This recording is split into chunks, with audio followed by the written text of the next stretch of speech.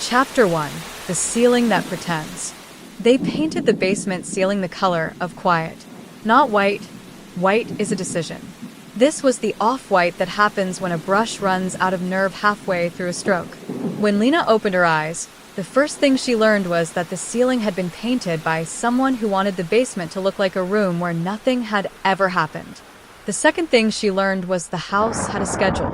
At 6:07 a.m., a shower ran somewhere above her, and the pipes inside the cinderblock wall behind her head ticked like a watch they'd put inside the concrete just to prove time could be muffled.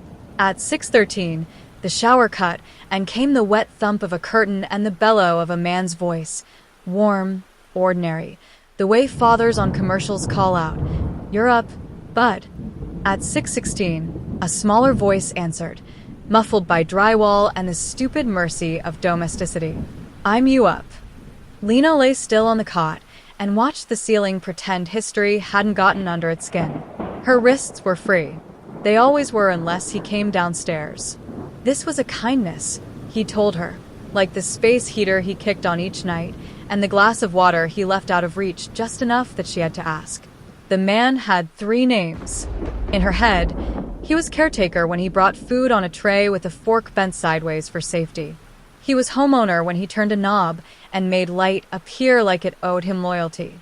He was father when the floorboards trembled under running feet and he tilted his head, listening through the daylight like a wire. Upstairs, a woman's voice floated down through the joists, bright and soft. "Lunches," she sang, the way mothers sing at the edge of a morning. Paper bags rustled. A zipper rasped. A little dog barked once in a voice that was 90% opinion. "Where are my shin guards?" a boy asked. "By the back door," the mother said. "Where they live." "Don't make me late, Mara," the man's voice said, affectionate and flat in a way that only men in control can get away with. "I won't," the woman Mara answered, and the house showed its teeth, everything that lived in it answering to names. Lena pressed her tongue to the roof of her mouth and remembered, "I am not a name down here." She'd been here for, counting had gotten slippery after the first week, but she marked days by the cake of laundry detergent that drifted through the floorboards on Sundays, and the smell of meat sauce on Wednesdays, and the way Saturday mornings came with cartoons, bright blasts of laughter she could hear, but not see. Outside, somewhere close, there was a grade school with a bell that rang like a polite door. On school days, the bell chimed at 8:30 a.m., and the kids upstairs walked out of the front door at 8:22 because their mother believed in being early and their father believed in not arguing with friction. The basement had rules. He told her on the first night, when his hands shook and his voice didn't. "Down here is where we are honest," he said. "I won't lie to you, and you won't lie to me. If you have to cry, you cry into the pillow. If you're hungry, you ask. If you try the door while I'm gone, the next week is different." "What does different mean?" she asked. "It means I won't like myself," he said. "And that's a problem for everyone." He wore a wedding ring. It made her want to throw up. It made her want to sleep. At 7:05, the garage door thundered open and a car's engine did that cheerful modern cough. At 7:08, the house swallowed the sound and burped quiet. The quiet in this house had flavor. You could taste it. Lemon cleaner, dry cereal, the warm spit of a child's laughter caught in a vent and cooled into memory. Lena counted the screws in the cold air return above the cot. 6 on the long side, 4 on the short. She kissed numbers with her eyes because eyes are the only mouth they can't take from you. She mapped the hairline cracks in the paint overhead into rivers and named them for places she wanted to drown in. Deal Pier, Gowanus, somewhere with pines. She made the hum of the old fridge down here into a friendly sound. An animal asleep. She learned the steps. At 7:32, footsteps above. Heel toe, heel toe. The man. At 7:34, another set. Lighter. A rhythm like a question. The woman. At 7:36, skitter. Kids. Socked feet practicing being faster than each other. A spill of marbles. A laugh. "Pick them up," the mother sang. "We pay for this floor with your father's back." More laughter. A little scold disguised as a kiss. At 7:42, the man steps alone, pacing, the floorboard above the support post complaining at exactly the same spot with a low, wooden NNNK. He stopped over the basement door. Lena heard the lock turn, once, twice. She could feel the metal decide to be loyal. At 7:44, the basement door opened. He came down the steps like a person who has never fallen. His shoes made straight, small sounds. He carried a tray with a bowl on it, steam writing a thin sentence in the cold. A spoon nested in a cloth napkin, as if ashamed. He had a face someone would call handsome if they didn't know where it lived at night. Brown hair that pretended it was still college, clean jaw, the kind of look that earned shortcuts in grocery lines. The wedding ring gleamed like a well-fed pet. Morning, he said, and set the tray on the workbench he'd decided was a table. He had built a dining scene for one and a film set for two. Steel cutouts. You'll keep. He didn't chain her. He never had. The basement bound you, without furniture. How did you sleep? He asked, not because he needed the answer, but because the question made the room look like a room. Like I was in a basement, she said. Don't be curt, he said mildly. It makes me feel parental. The door at the top of the stairs stood open. Through the gap, she could see light chopped into stripes by the banister, and beyond that, a hall painted robin's egg blue and a framed school portrait blurred by distance. The smell of toothpaste. The kind of house that never had ugliness in it, except here, where it all lived. He waited for her to sit. She didn't. He sighed and held the bowl out, steam lifting like an offering. You should eat while it's hot, he said. After that, it's just a texture. She took the bowl with both hands because once, the first week, she'd taken it with one, and he had blinked like a snake, surprised, and not said anything for the rest of the day, and the quiet of a man who has learned not to explain himself is worse than hunger. The oats were the temperature of a decision. She ate because eating is labor you perform for your future self. He watched her with his hands in his pockets like somebody looking at a painting they own. School drop-off, he said, conversational. Soccer after. Thursdays are late. They don't hear me? She asked, simple as asking about weather. He looked up at the ceiling he had painted the color of quiet, and, for a second, she could taste the lie he told himself. The vents in this part are sealed, he said. Sound doesn't love cinderblock. I heard the cartoon with the blue dog last night, she said. The one who has a dad, who's not a monster. He went still in the way of men who have never considered themselves anything but the protagonist. Language, he said, lightly like a teacher. There are better words. Like criminal, Lena said. Like mine, he said, with a softness that made her feel the seam behind her ribs. He held up a hand when she flinched. I'm joking, he said. We're past the part where you try the window. It's painted shut. She hadn't tried the window. She looked at it now. A short, ground-level rectangle filmed with dust from years the house had coughed into it. On the other side of the glass, dirt pressed its cool, patient face. Roots combed it like hair. A beetle trudged across as if taking attendance. She had, in the giddy heat of her second day here, tried the bulkhead, the slanted storm doors that led to an outside that wasn't meant to be grand. He had caught her hand at the hinge and squeezed until bone throbbed. Not that way, he'd said, almost bored. I can see those from the kitchen, and there are eyes in the fence. Neighbors? She'd asked, choking on the word like a bad pill. Garden lights, he said, amused that she had given the world a spine it didn't have. Now he set the spoon down on the tray between them with an even, purposeful gentleness. I've been clear, he said. You keep my rules, I keep you human. You break my rules, he searched for a phrase, found it, smiled with half his mouth. I become maintenance. He tilted his head. So many good men tilt their head after they say the thing, like the angle is part of the kindness. From upstairs, the woman called, laughing. Alan, where did you put the tape? Alan. That's what the house called him. In the junk drawer, he called back, voice rising in a way that made Lena want to die. Where it lives. She held his gaze for the length of a blink. Does she know? She asked. It tasted insane in her mouth, like biting a penny and finding it breathes. He didn't look away long enough to be lying. She thinks I go to the gym in the mornings, he said. Men are allowed hobbies. He took the tray. steadied the spoon, laid the napkin back over it with the neat courtesy of a restaurant dying slowly. He went to the utility sink, ran the water, rinsed the bowl. He left the water running for a second too long and stared at the drain like it might say his name. Then he shut it off and set the bowl to dry. "Don't scream," he said, conversational, as if offering a tip about stains. "It makes me feel theatrical."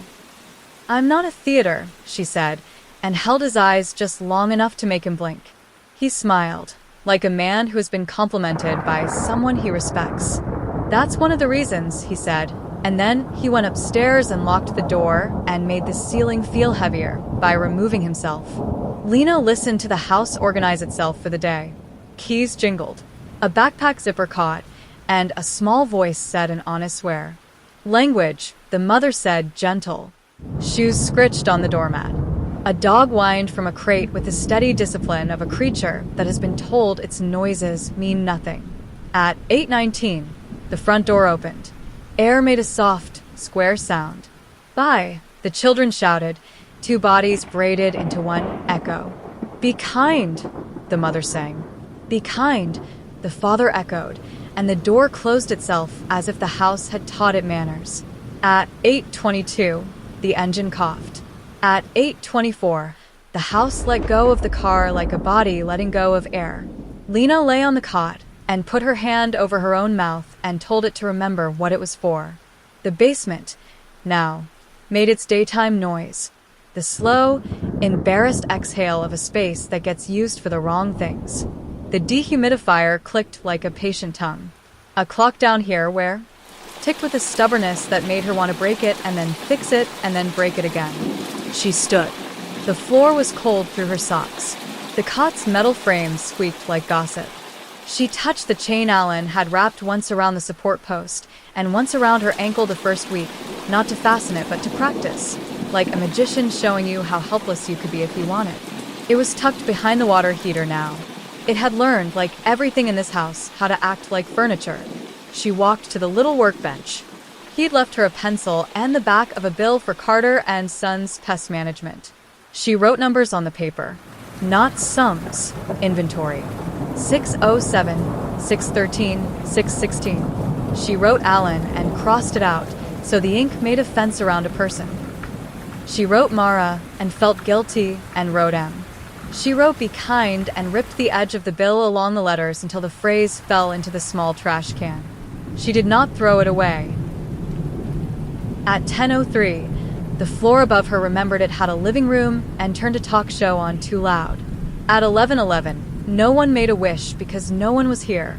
At noon, a mail truck outside made a sound like a large metal bird clearing its throat, and a slot through the wall flapped and postal flyers skidded across the tile by the outer door like fake leaves. At 12:40, the side door opened. The house did Sunday smell on a Thursday, something slow on low in a pot. He came in alone this time and whistled a song she didn't know. He carried down a plate covered in foil and a mason jar with something dark inside. He set them on the workbench and peeled the foil back as if unveiling a painting. The smell stepped out and shook itself, meat and vinegar and honey. She felt saliva like a betrayal. "Pulled pork," he said. "We had extra." "We," she said. "Don't be petty," he said.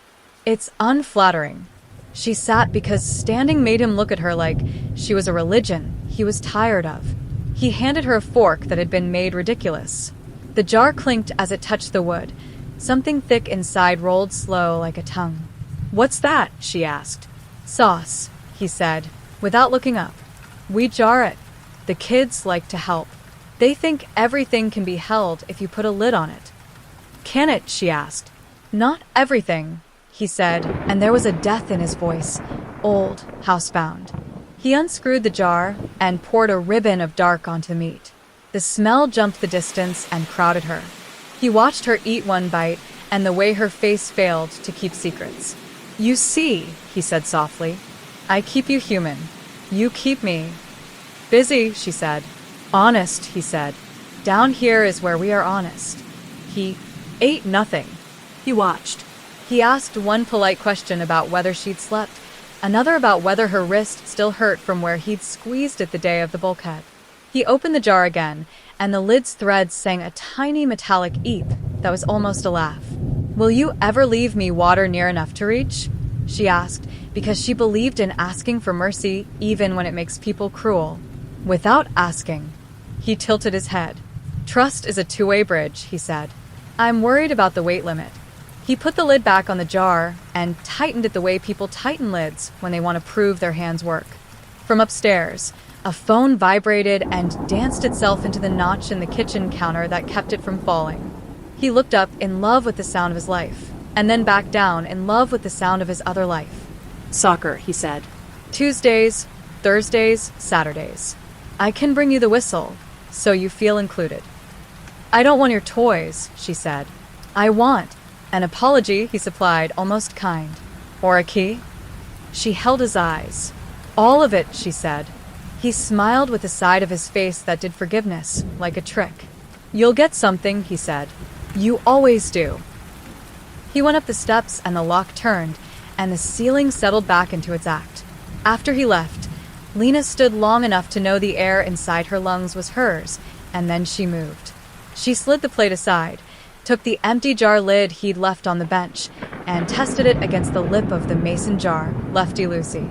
She unscrewed it in absolute silence and pressed the flat of the lid into the line of mortar between two cinder blocks at the base of the bulkhead wall.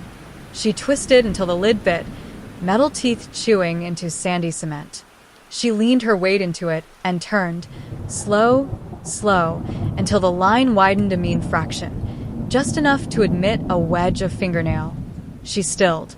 The house listened. The dog upstairs huffed in its sleep. The heat kicked. The mail slot flirted with a flyer.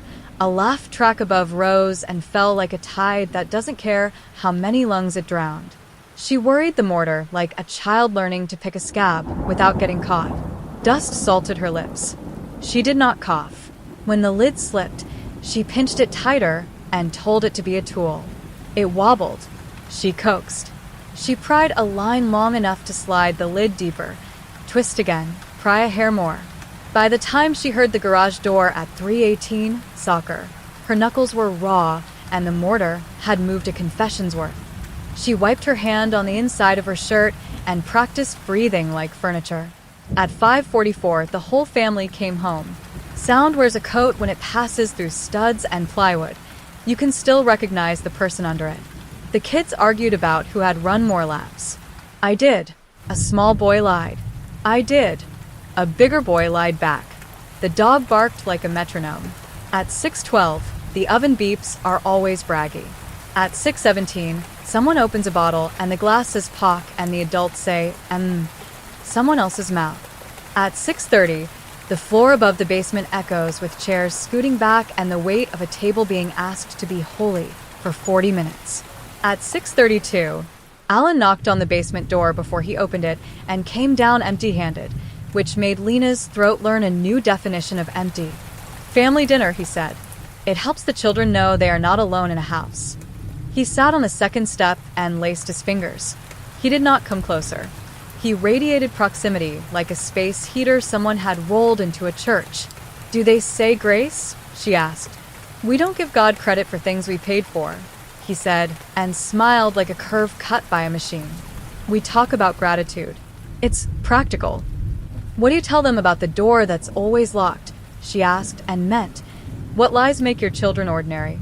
"That it leads to the old storm cellar," he said, without flinching. "That it floods sometimes.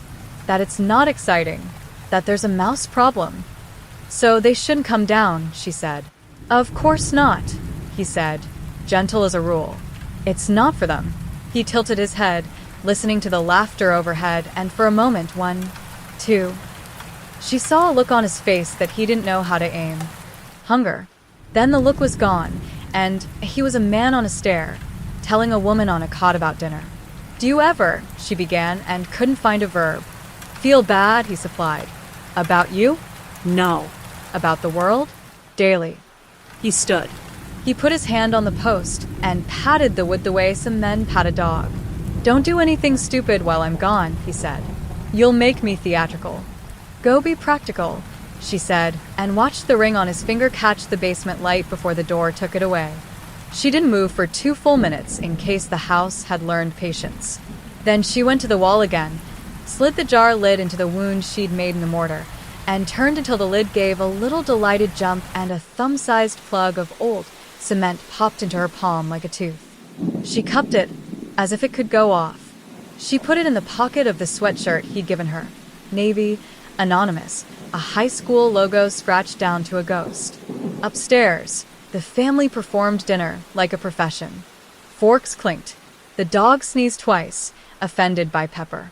A child told a joke that relied on the word underpants and harvested an honest laugh. The radio in the kitchen played a song that could take your hands even if you'd hidden them. The mother said, "Don't forget your spelling list." At 6:52, a chair scraped back. At 6:53, footsteps to the basement door. Lena's spine tried to pour itself onto the floor and run. The doorknob rattled and let go. The footsteps moved away. A child's voice, pitched at the note kids use when they know they're not allowed, whispered, "What's in there?" Mara's voice, a bomb you could bruise your face on, said, "Nothing we need."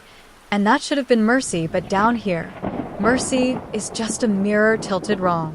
At 8:01, the dishwasher began its clean, angry hum. At 8:15, the kids were told to brush.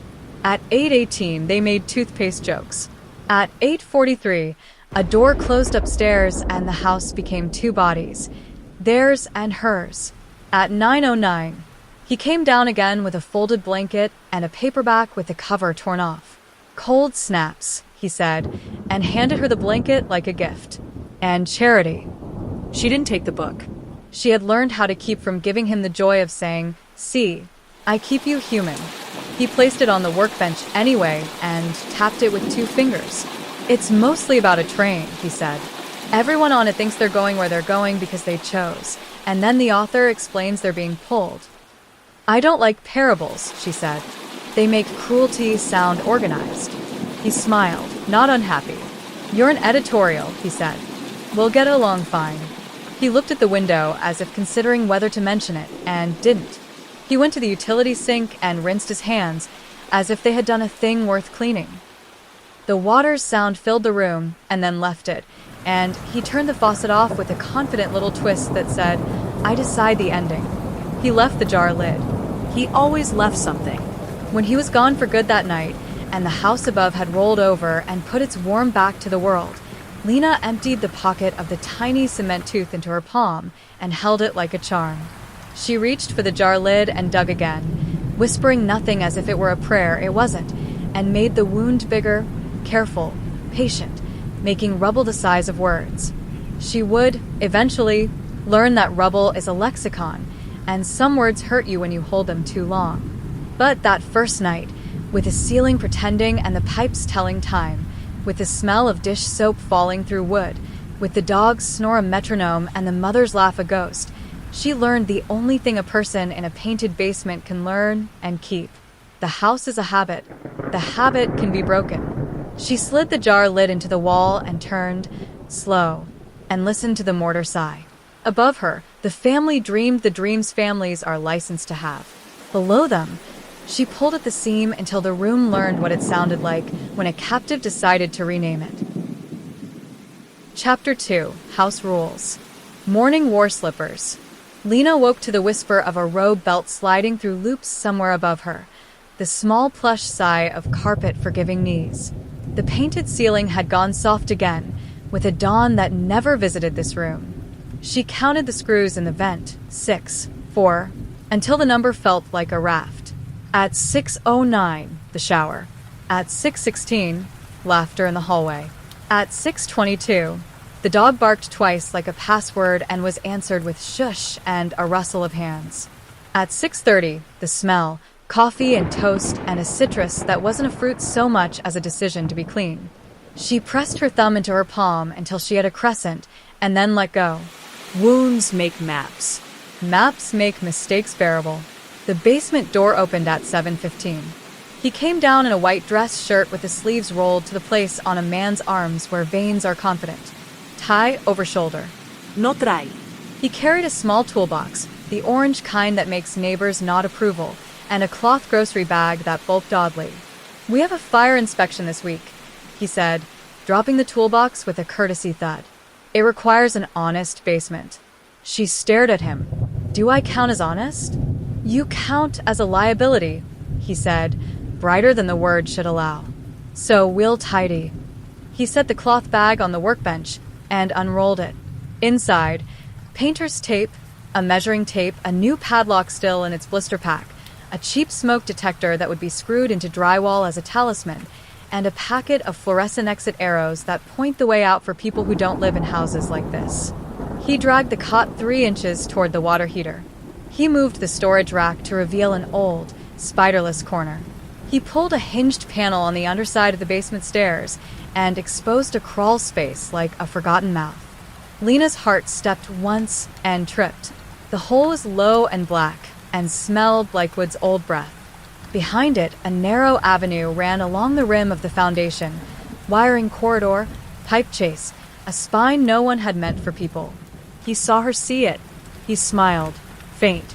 It's nothing, he said. It's where the house stores before. He pushed a heavy plastic bin in front of the opening and wrote Zmaz lights on the lid in block letters. He palmed the padlock and clicked it through a hasp he'd installed who knows when, a neat choreography of denial. The lock mouth closed on itself with a small, satisfied sound.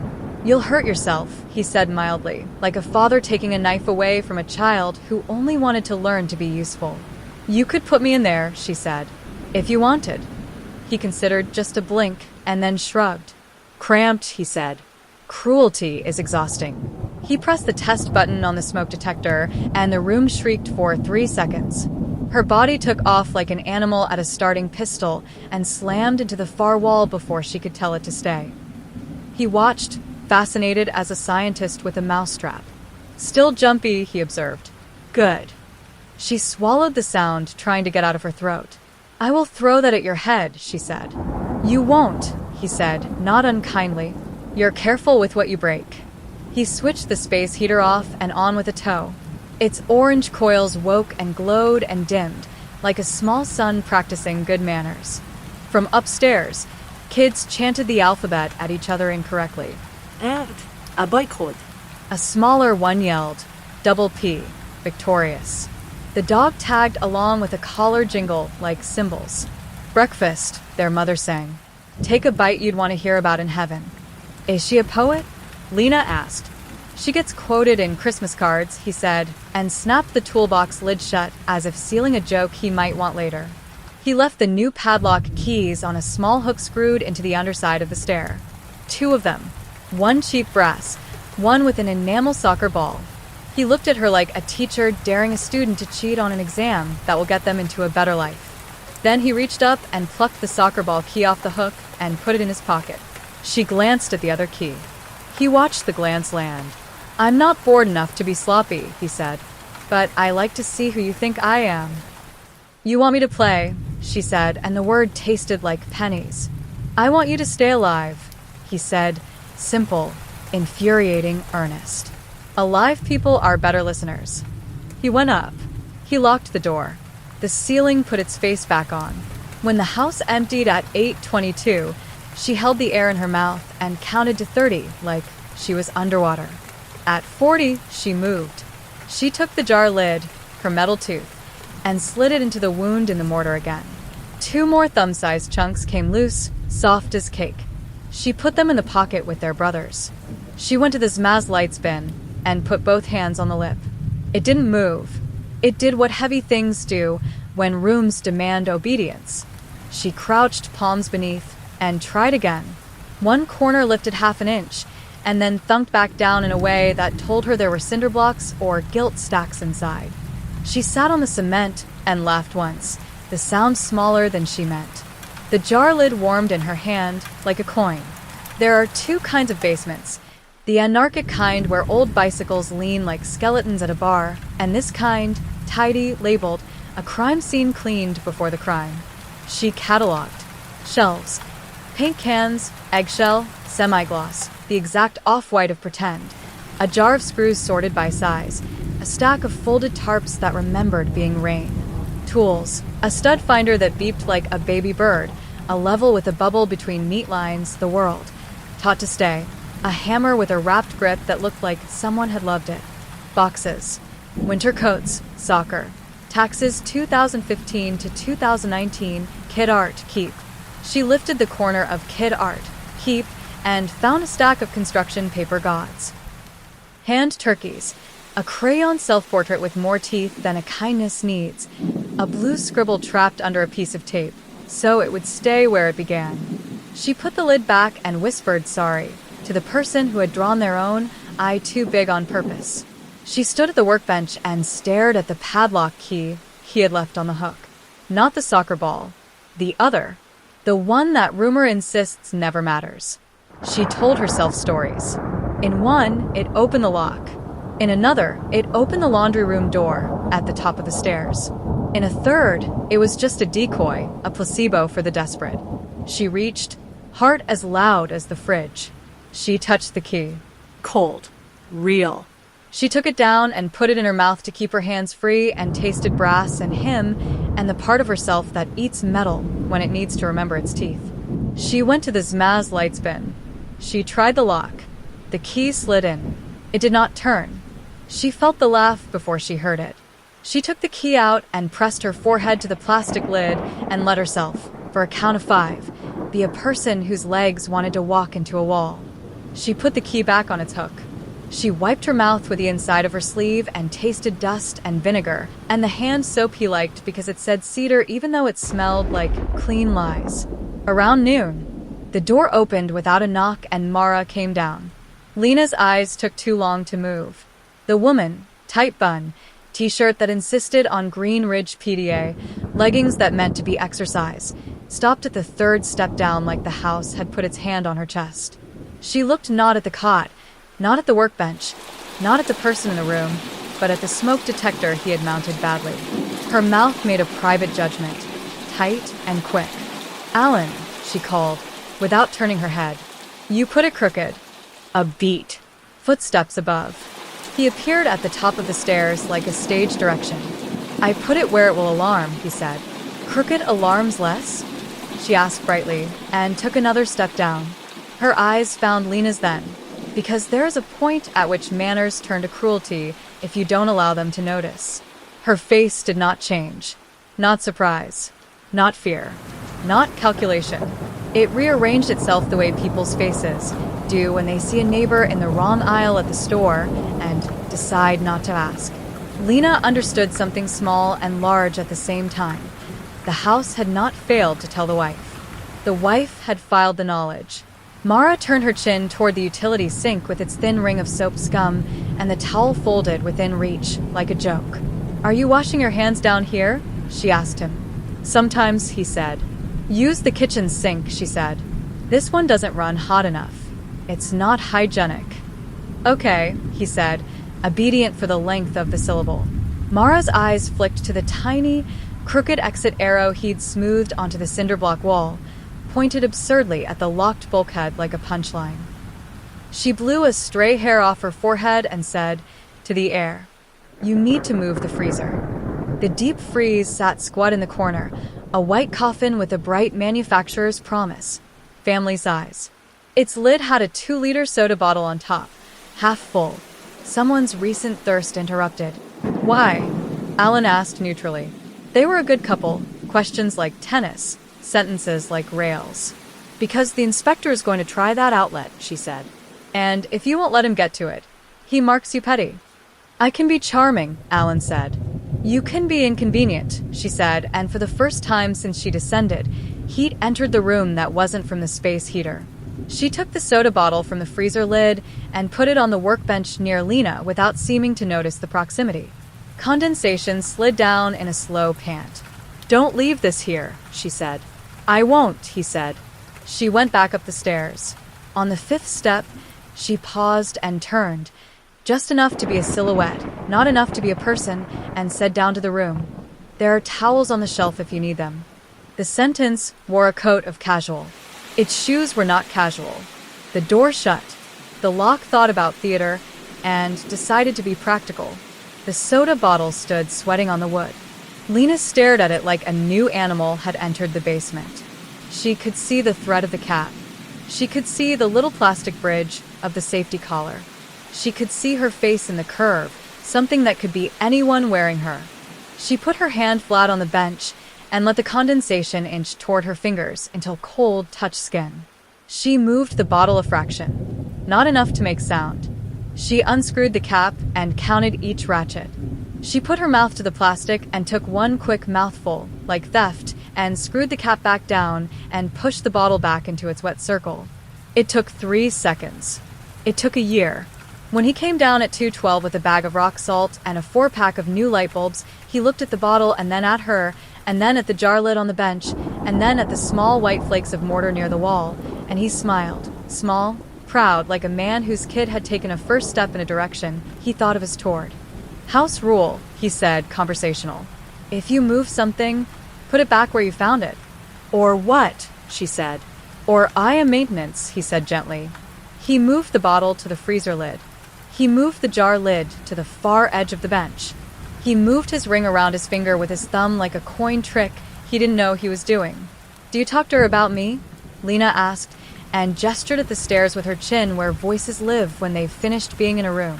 I don't talk about you, he said. I talk to you. I don't want to be special, she said. No one does, he said. It's why everyone wants it. He turned the space heater up a notch as if kindness were a knob you could set. Tomorrow, he said, as he reached the stairs, I bring a guy by to check the furnace. You will be quiet. If you're quiet, no theatrics. If you're not, he will leave, and I will be maintenance. I will be furniture, she said. You've been excellent at it, he said, approving. He left. The ceiling practiced not looking at her. At 4 o'clock, the kids watched a movie with a dragon in it.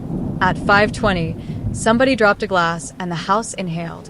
At 5:21, someone said, "It's fine," with the crisp grace of disposable income. At 6 o'clock, the dog barked at the mail slot. At 6:14, a garage door tolerated a car. At 8 o'clock, the jar lid spoke to her like a coin does when it wants to be a weapon. Try again. She dug into the mortar. Her hands learned to make a small, careful mess. She was halfway through loosening a line that, with a prayer and a shoulder, might become a break when the basement door trembled and opened. The older kid came down. Lena froze so completely she thought her breath would rust. He was 11, maybe. The age where legs are in a hurry, but the face hasn't packed. He wore a soccer jersey and a mouth brace, and a grievance he had inherited. He stood on the 3rd step the way his mother had, like a person whose habit is to obey angles. He had a cereal bowl. He peered past the rafters and pinned the workbench and the cot and the freeze and the exit arrow, and then, finally, her. His eyes didn't widen. He didn't flinch. His face did the same rearrangement as his mother's, polite, a graceful lie learning to be a face. Dad says you can't come up, he said, lazy as if asked to relay the weather. He held out the cereal bowl as if she were a pet. Want milk? Lena found the voice that hadn't lived in her throat all day. What's your name? She asked softly. He thought about it the exact amount you think when you've been told a story about wolves. We don't tell names, he said. Up here is us. Down there is not. He put the bowl on the 4th step and used his toe to push it down one more step so it rested at a polite distance from her boundary. His hands smelled like pencil graphite and orange peel. Tell your mother this is wrong, Lena said, not hopeful, not hysterical, not unreasonable, plain as a list. He blinked in a bored way that belonged on a man, not a boy. She already knows, he said. He wasn't cruel. He wasn't kind. He was accurate. He went back up without looking behind him. At the top, he called, "Mom, the smoke thing is crooked," and the house laughed like a radio. Lena sat on the floor with the jar lid in her hand and the small cement teeth in her pocket and the smell of a family being clean in her nose and thought, this is not a basement. This is a curriculum. She took the bowl of milk up one step, sipped once, put it back exactly where he'd put it, and wiped her mouth on her sleeve because if the house was going to teach, she would make it memorize her. That night at 11. 18. When the dishwasher sighed its last hot breath and the house made the sound a resting dog makes, she slid the jar lid into the wound and turned until the mortar groaned and a line of cinder block the length of her forearm let go of its cousin. She caught it and let it settle like a pressed book. A triangle of shadow opened, a real one this time, not a metaphor pretending to do the hard work. She knelt at the hole and pressed her face into the crawl's cold. Air that had not had to pass people to get here touched her. It smelled like spiders and dust, and something that wanted to be outdoors and failed. She worked the block free an inch at a time. In the crawl, wires ran like calf intestines, ugly, honest, necessary. A blue plastic junction box wore a cracked faceplate. A nail had gone in crooked 30 years ago and been forgiven. Beyond that, darkness like a promise or a dare. She reached her hand in. It fit to the wrist, to the elbow, to the bad idea. Her fingers found nothing first. Then a length of zip tie. Then the papery skin of old insulation that splits into itches. Then a small plastic rectangle. She pinched and pulled and brought it to the light. Soccer ball key. She laughed, a sound that arrived as a cough. He had run a string from the key to a house nerve and then walled it behind mortar like a man cutting his own memory out and keeping it. Or he had put it there for her to find. Or the house had. She slid the block back into the wound to hide the hole. She tucked the soccer ball key into the pocket with the cement teeth, which felt, suddenly, like it might be a mouth. She turned off the space heater, so its orange light wouldn't draw his eyes if he came down. She lay on the cot and watched the ceilings quiet until sleep had to take responsibility for a body that did not consent to negotiate. Upstairs, the family slept the way houses teach bodies to sleep, trusting the stair treads to creak if strangers come, trusting locks to be vocabulary, trusting air to behave. Down here, Lena slept like a thief practicing a prayer with both hands open and one hidden coin. Chapter 3: The Inspector. The morning the inspector came, the house rehearsed. At 6:00 for the dog made an audition sound and received a treat for silence. At 6:10 the older boy practiced his yes, sir into a cereal bowl and liked the way it made milk vibrate. At 6:15 the washing machine sang the chirpy startup song of an appliance proud of being domesticated. At 6:20 Mara said, "Smiles without teeth, please," and the smaller boy bared all of his anyway. Lena lay on the cot and pressed the soccer ball key into the meat of her palm until the pattern printed itself. If she lost it, she would have to teach her hand to be a different kind of animal. At 7:41, Alan opened the basement door without knocking and descended with a mood like a good shirt. Ironed, neutral. "House rules with guests," he said, crisp. "Absolute quiet. If you speak, you only speak to me. If you make a mistake, we will both regret it, and I will be maintenance." He set a roll of contractor bags on the workbench, like a euphemism. "We all want a good day. Some of us want a different house," Lena said. He gave her the look couples give one another in public at the first hint of a fight. Polite, weary, rehearsed. "I will keep saying this until you trust that it's true," he said. "Down here is where we're honest. I don't hurt you. You don't hurt me." "You keep changing the definition of hurt," she said. He lifted a hand, palm out. Stop sign, blessing, threat. "Be still," he said, and went to the stairs because the doorbell rang. It was 8:03.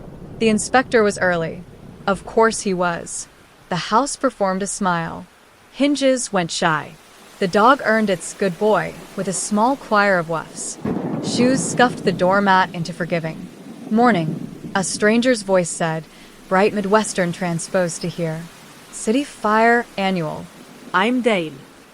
"Alan," Alan said, handshake posture audible. "Smells like coffee," Dale said, practicing "I see homes, not hazards." "Want one for the road?" Mara offered, the kind of woman who puts for the road on the end of the things she can control. "Appreciate you," Dale said. He came down the stairs a minute later with Alan's body between him and the room, the way men who carry clipboards are trained not to notice what houses don't want them to. He wore a city polo tucked into city pants that had never rested on anything but car seats. He held a tablet that glowed with checkboxes, smoke detectors, CO detectors, egress, appliance clearances, storage. He had a father mustache and a son's hairline, and the kind of laugh that makes lonely people answer with too much. Down here is tidy, he said, approving. Always nice to see. Basement's my pride, Alan said easily. The inspector pointed at the crooked smoke detector. Let's square that up, he said, friendly. He put one palm on the ceiling, the other on the detector, and nudged it until the crookedness looked intentional. He hummed a bar of something pleased. Lena didn't move. She kept her eyes on the Zmaz light spin and built a path in her head. Key, lock, lid, lift, gap, crawl. The crawl would spit her out in the laundry room or next to the furnace or into a wall of cobwebs older than truth. She felt the cold of the key print sinking deeper. Furnace, Dale asked, checking a box. Corner, Alan said. I vacuumed the dust. Filters swapped first of the month. Gold star, Dale said, and went to his knees with a groan he apologized for. He shone a flashlight into the belly of the machine like a priest with a different ritual. Lena slid a foot off the cot. Her sock made no sound. She slid the other. She stood and felt her bones draft into the shape of a wall. The soccer ball key sat small and heavy in her fist. The inspector's light flickered across the cinder blocks and painted everything with a thin, cheap holiness. Clearances look good, Dale said.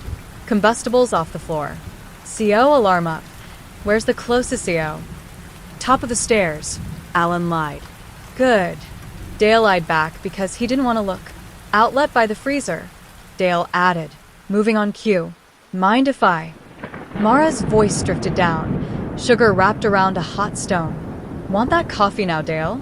Oh, he said, as if he had suddenly remembered he has a mouth. Sure. Alan went 2 steps up. Dale followed halfway, head tipping toward the idea of kitchen. Lena exhaled a lifetime in one steady line. She stepped to the Zmaz light spin. Her fingers shook. The key slid in as if pleased to be home. She turned. It turned. The lock opened with the small, stunned dignity of a secret admitting it's been outsmarted. She held the shackle with 2 fingers so it wouldn't clap. She lifted the lid 1 inch. Plastic breathed. Inside, a neat grid of cinder blocks. It wasn't storage. It was ballast. She wanted to laugh. She wanted to scream. She wanted to throw 1 block through the little ground-level window so the world would have to decide what to do. She lifted 1 cinder block instead and set it on the floor with a lover's care. Underneath more, a layer cake of refusal. She looked at the crawl mouth, padlocked. She looked at the lock. She put the soccer ball key in and tried it. It turned there, too. She eased the hasp open and slid the lock into her pocket on top of the key and the cement teeth. She pulled the plastic bin 3 inches with a deep breath and a fresh ache in her back. She got her fingers into the hole's lip and pulled the panel away like a tooth that belongs to a god. Inside, the house as before. Wires. Nail tips creating constellations. A blue plastic toy soldier fossilized in dust. Rifle at ease. A marbled pink eraser with a bite out of it. A paper clip ground to a soft desk. A smell like the underside of a porch after rain. Voices above, the rhythm of cups. She lay on her side and slid an arm into the crawl up to the shoulder, her cheek on cement, her other hand on the floor to anchor the part of her that stays. She felt along wires and wood for the promise of air. Half a meter, another. Her fingers brushed something cloth, a rigid canvas strap. She tugged and something resisted and then moved with a small, sturdy sigh. A duffel. She pulled it close enough to get her other hand in and worked the thing toward the hole with the careful brutality of a midwife. When it came free, a curl of dead spider silk snapped like a violin string. The duffel was army green and had a faint memory of smoke and a stronger one of vinegar. On the side, in faded laundry marker block letters, T. Hannigan. Her breath stuttered. The world narrowed to a thread. She unzipped. Inside, a gallon bag of hair ties, a small flashlight with an exhausted eye, a pair of underwear rolled into a rose, gray and clean, 3 folded letters stained at the corners with a thumb's grease, an inhaler with 2 puffs left, a toothbrush still in its plastic, a roll of quarters. The letters were addressed to Dear Mom and Dear Me and Dear Anyone. She didn't read. The duffel was not a library. It was a witness. Steps on the stairs. She put the duffel back in the crawl like returning a borrowed body. She slid the panel into place and pressed it with both hands until it kissed the studs. She tugged the Zmaz light spin back against it, and it settled with a proprietary thunk. She dropped the open padlock on the concrete under the workbench, a small, patriotic thud. She flipped the lock on the bin and turned the key, cleaned it on the inside hem of her sweatshirt, and slipped it back into her pocket. She rearranged her face into furniture. Alan came down first, then Dale, fingers shiny with gratitude for sugar. Mara stayed at the top step. Lena could see her calves, clean as commerce. Outlet checks out, Dale said and ticked a box. He squinted at the exit arrow and smiled like a man who never met irony he couldn't outpaper. Point that toward the stairs before I take a photo, he said. Of course, Alan said, and peeled the arrow up and smoothed it in a new direction with his palm like he was congratulating the wall on its choices. Dale pointed at the bulkhead. Any water intrusion? Not since we regrade, Alan said.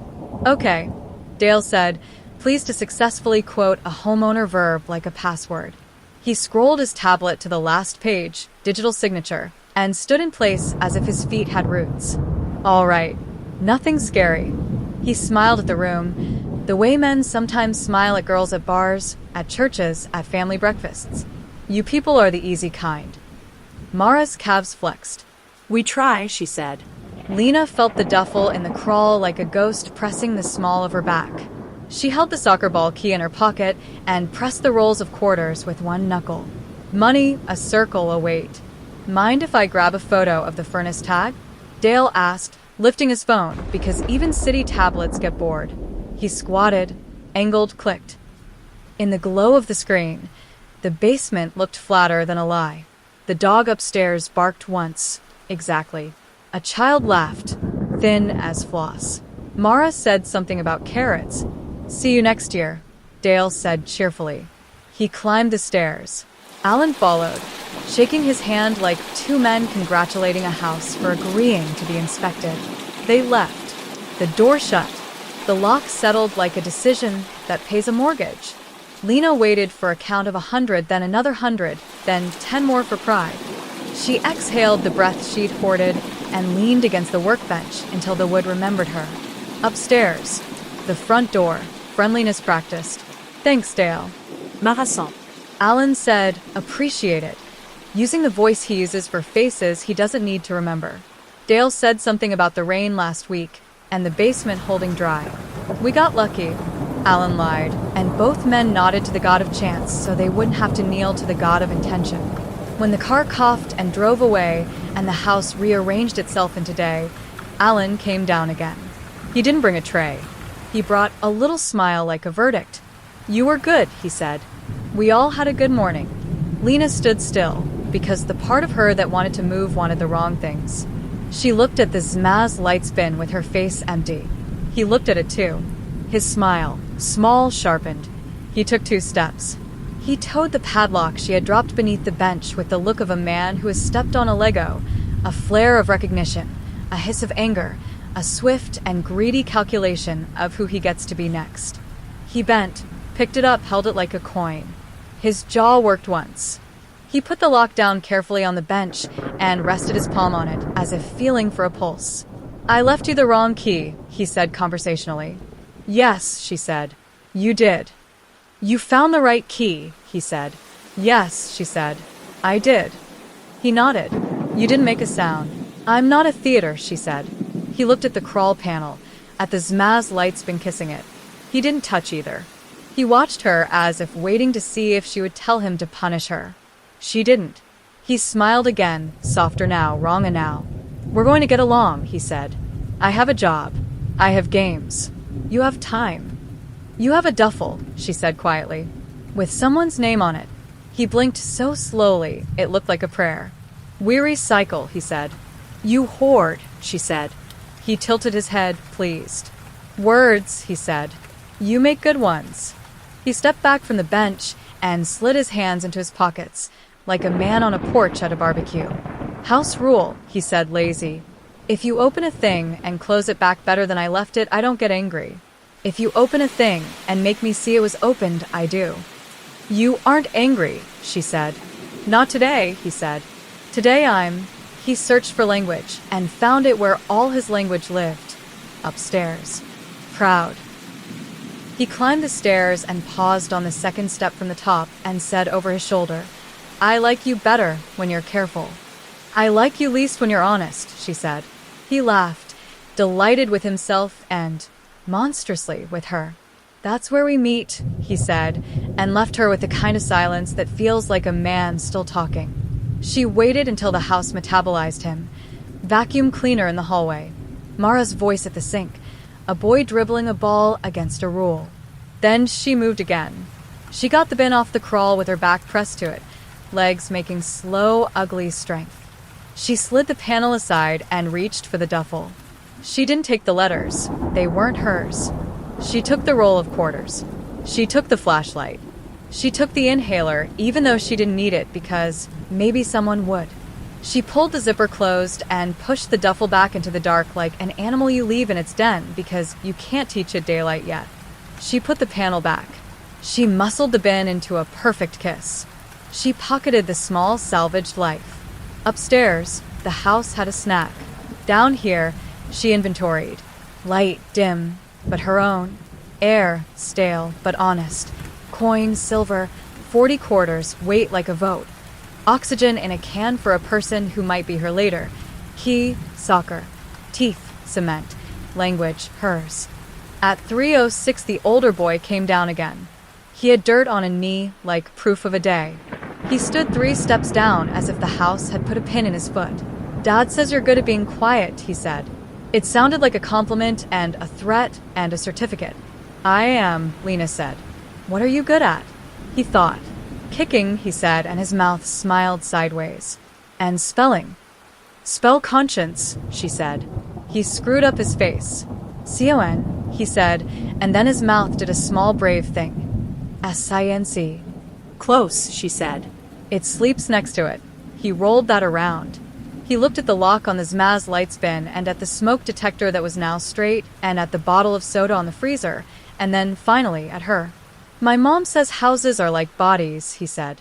They need rest and water, and someone to clean the ears. Your house is tired, Lena said.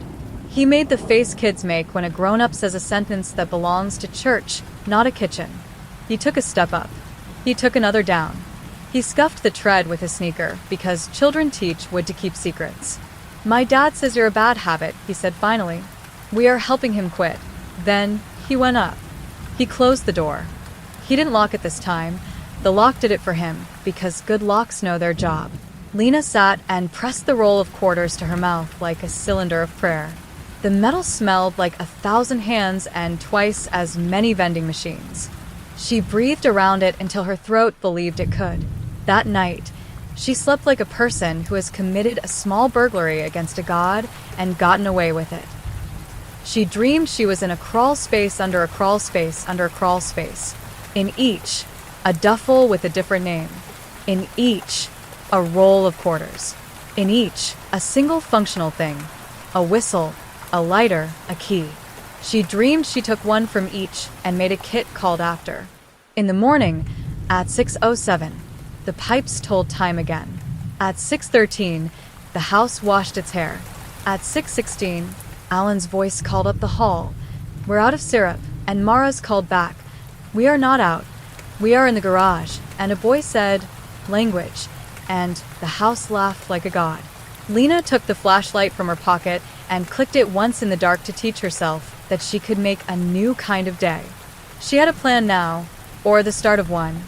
Quarters for the storm door nuts, key for locks, flashlight for crawl, inhale for panic. She needed one more thing, a door that wanted what she wanted. She waited for the house to elect its noon. Then she began to make the hole bigger. Chapter 4, Practice Door. Rain arrived before noon, a slow audition.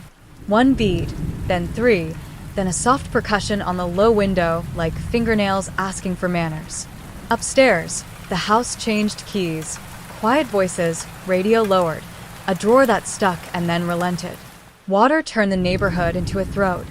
Everything spoke softer, so as not to echo. Lena sat cross-legged on the cement. flashlight off.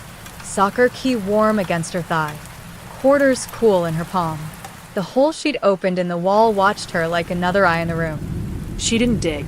Not today. Today she taught stillness to be a tool. At 12:07 the side door opened, and Mara came down alone, carrying a laundry basket and a detachment that belonged in an art museum. No makeup, hair in a loose knot that said, "This is not the part where I perform." She set the basket on the last stair, lifted out a towel, and folded it with impossible neatness. Edges meeting like people who know how to end an argument. "Inspector gave us a gold star," she said, not looking up. I heard, Lena said. Mara's mouth did a small thing. "This house is very proud of itself."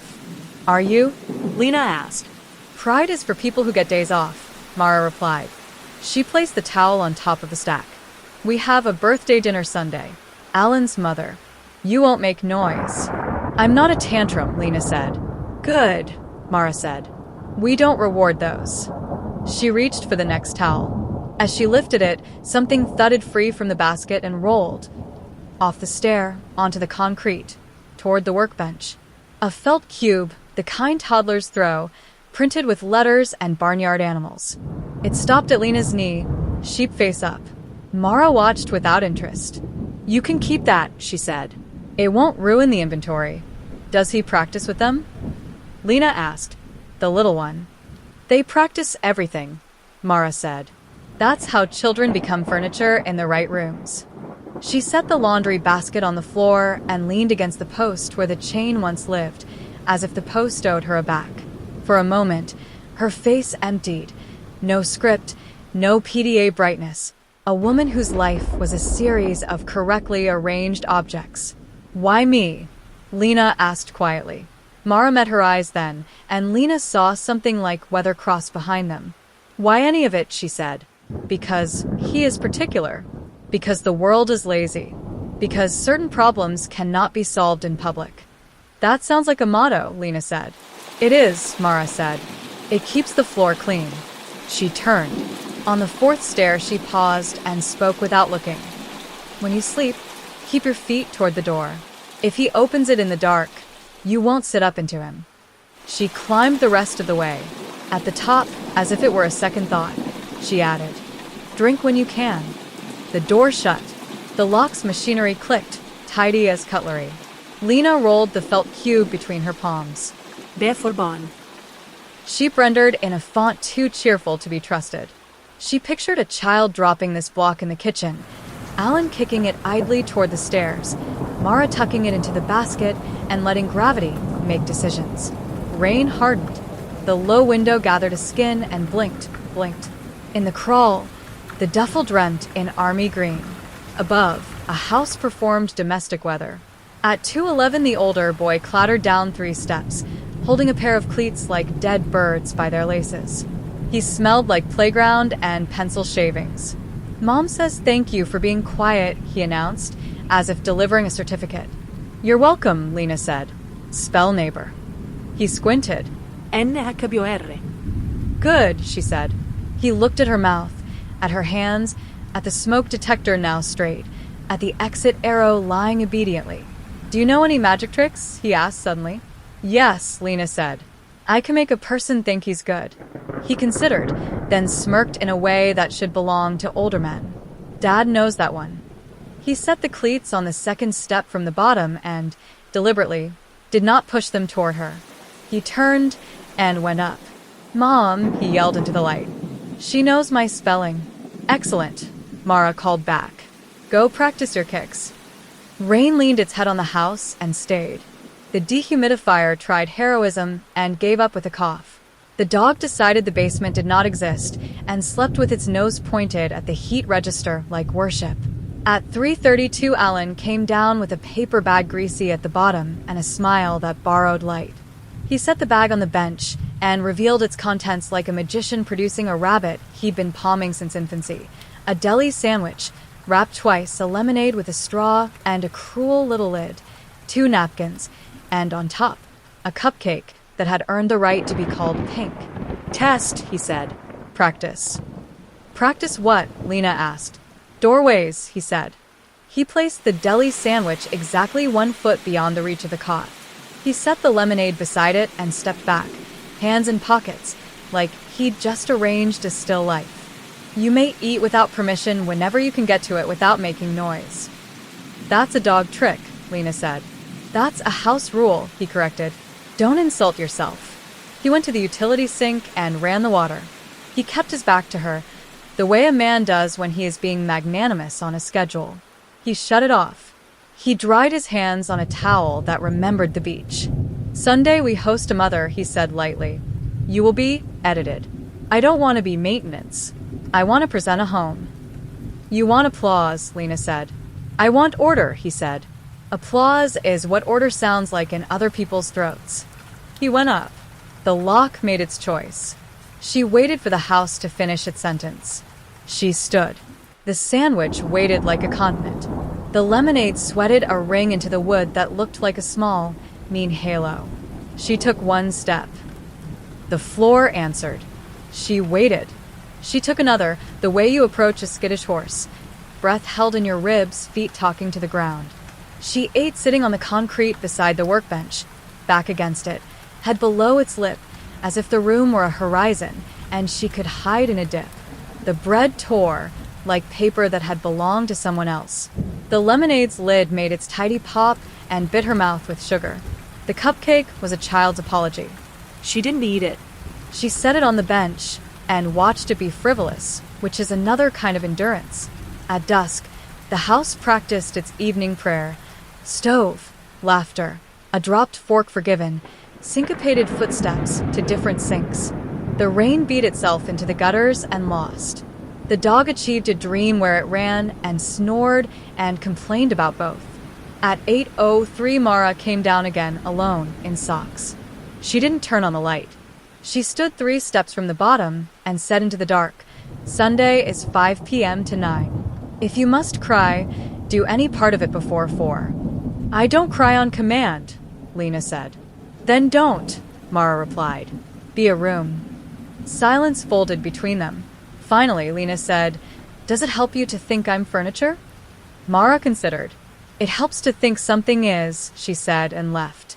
The house went to bed in sections.